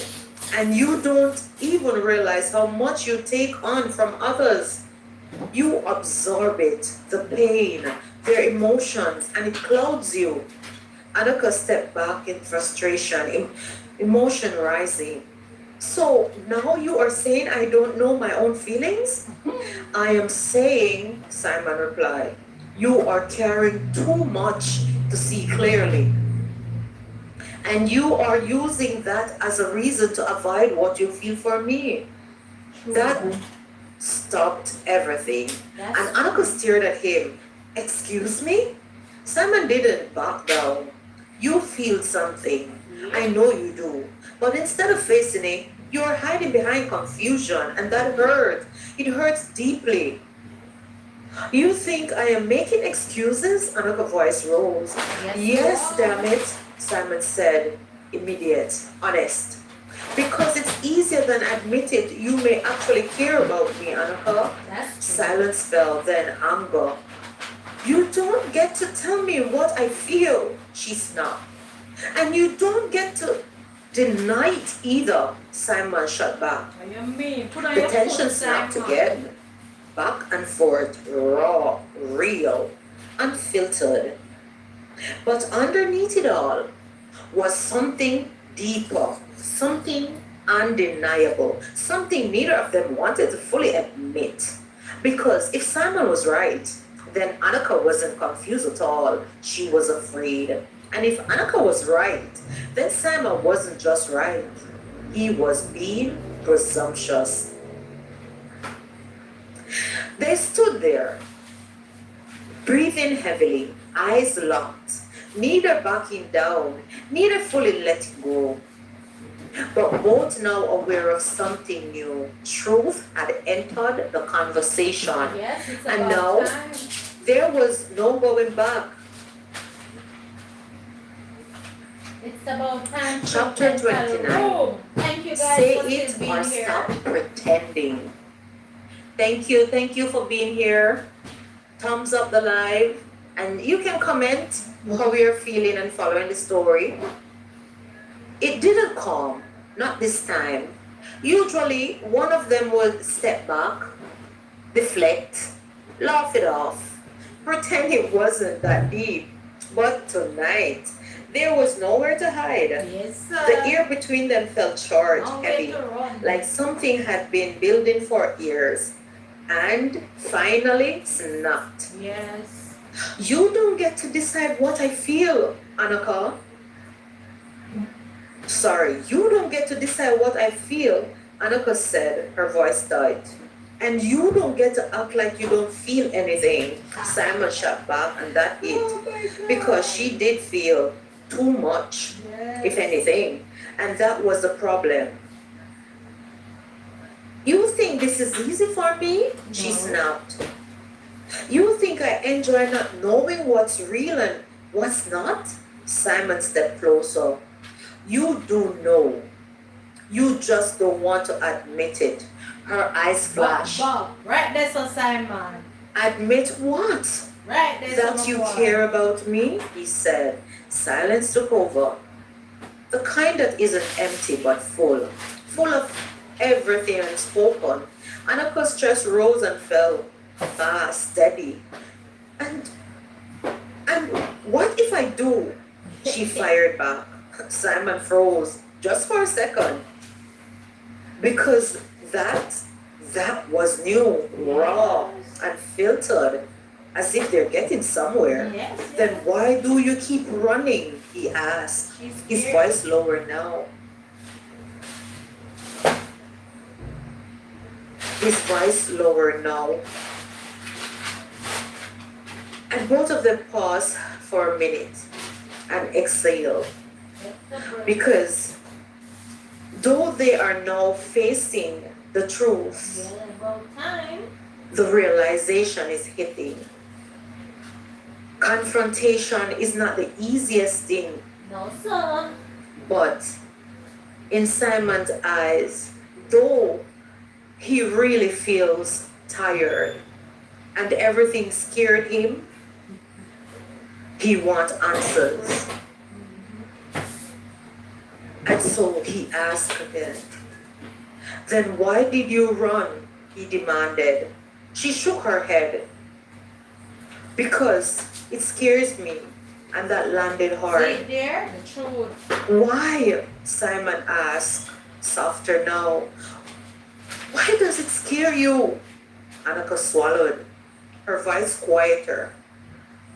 Because it felt right. Hey, boy. And Come there on, it was, and silence took over. And if it's right, she continued, then I have something to lose. Hey, the truth. That was it. Right there. Right, that's The truth. the truth. Finally. The truth. About time, man. And I'm choosing to pause here for a second. What? Come on now. I just want to say thanks to everyone that is here. Commercial break. Thank you. Appreciate you being here. And I hope you're enjoying the finale of the story. Let's What if we continue. do that simple mission? Simply mission. Then I have something to lose. That was it. That was the truth. Not confusion, not doubt. Fear or loss. Fear of being wrong again. Fear of losing something real. Simon exhaled slowly. You already are, he said. She frowned. What? Losing it, he said. Right now. That hit deeper than anything else because she felt it slipping. So what do you want from me? What do you want from me? She asked. Her voice small now, vulnerable, open. Simon didn't hesitate. I want you to stop hiding. Stop overthinking.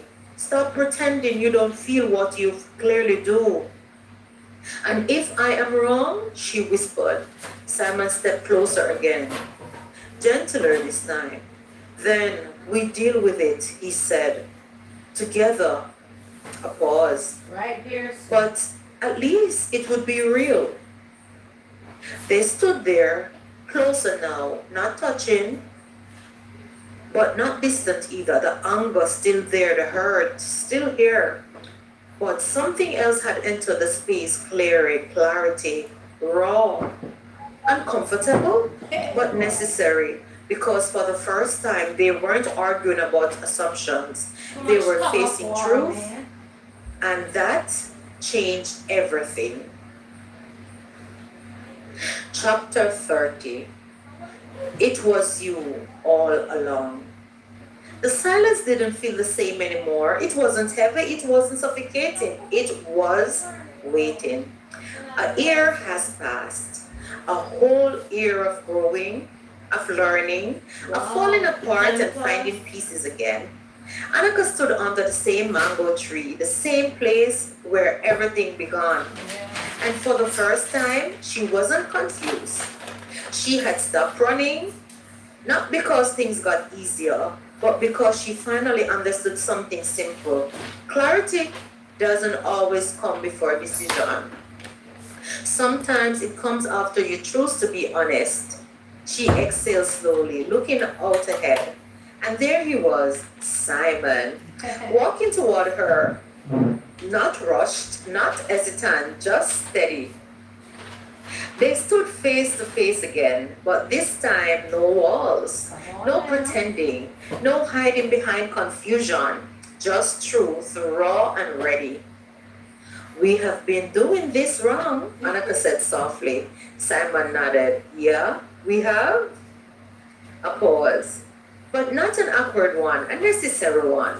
I kept waiting for my gift to tell me what to do, Annika admitted, to confirm everything. She looked at him fully now, but I forgot something important. Simon tilted his head slightly. What? My gift doesn't replace my heart, she said. It guides me, but it doesn't choose for me either. Simon's expression softened. So what does your heart say now? Annika didn't hesitate, not this time. It says I was scared, not confused. Simon let out a small breath. I knew that, he said. You always feel everything deeply. And Annika smiled slightly. Yeah, a little bit too deeply sometimes. Then she stepped closer. But I see clearly now. Simon's eyes locked on hers. See what? You, she said, simply direct and true. Not just your face, not just what you say, but your spirit. And they pause. It matches. That hit Simon deeply because that was everything she had been searching for. It was always you, she whispered. Simon shook his head slightly, half in disbelief, half in relief. You really took your time figuring that out, he teased. Annika rolled her eyes. Don't ruin the moment. But she smiled.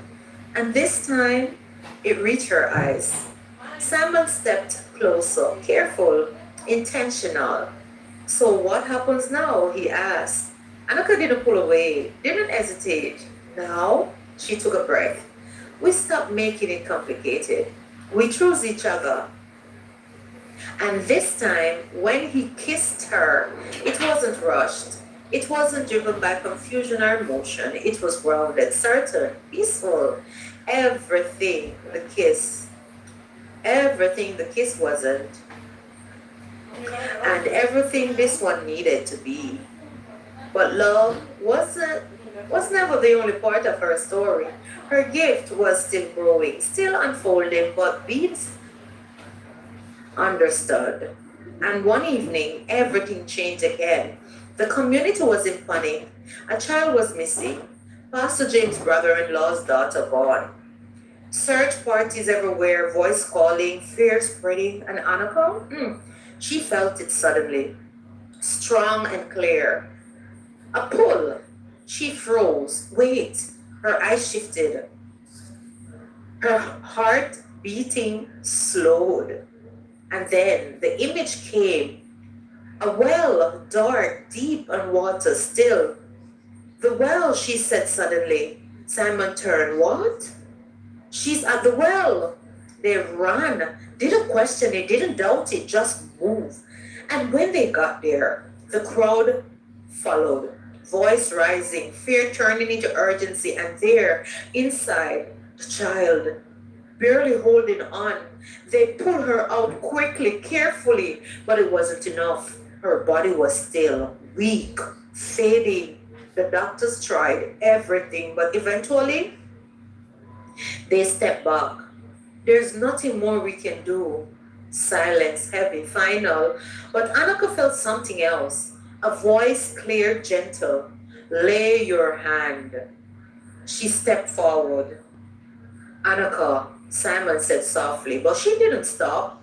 She knelt beside the child, placed her hand gently, closed her eyes, and prayed. Not loudly, not perfectly, just honestly. And then the child coughed, water spilling out, breath returning, eyes fluttering open. Alive! Gaps filled the room, tears, shock, joy, and Annika, she sat back, breathing deeply, because now she understood. Her gift wasn't just to see or to feel or to question, it was to serve, to heal, to help, to bring life.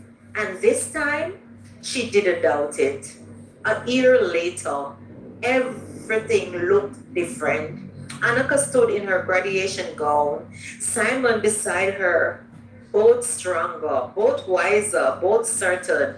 And not long after, they stood again, but this time at an altar.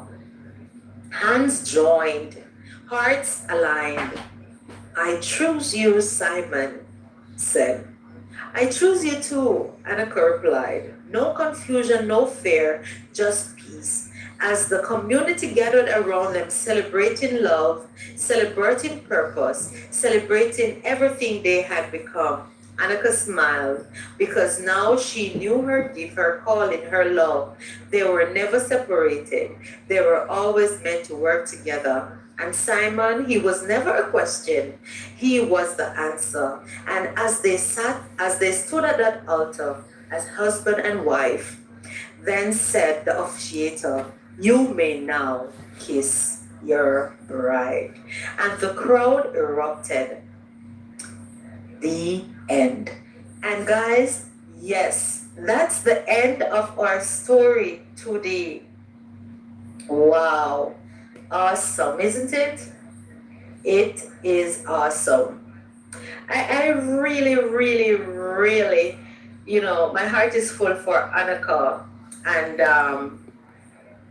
Simon. They And have yes, come a long way, guys, guys. thanks for A watching. long, Appreciate it. frustrating I hope you enjoyed the way. story. But you And know of what? course, When God check is in under my that regular vessel, you can videos smile at any to keep storm. abreast, because there are You know, many and more yeah, episodes that's that the end you of have the house missed. that whispers. So we can't put them all in And the one. But moral anyway, of the story, chapter we say 26 to bye for 30, now. real love bring peace, not confusion. Fear, pride, and overthinking can keep us from embracing the people and purpose meant for us. True. But healing begins when we stop running away from truth and allow ourselves to trust both God and the people who genuinely love us. You know? And welcome, my friend. Mommy, welcome, mommy. So yes, guys, thanks again. The story have ended. We say bye for now. Appreciate each and every one. There's a remote that came in. Big up yourself, JB, Mr. Lee, CWLS, and all the others that came in earlier. Mwah. Love you guys. Bye bye. Thank you for being here also to the end. I really do appreciate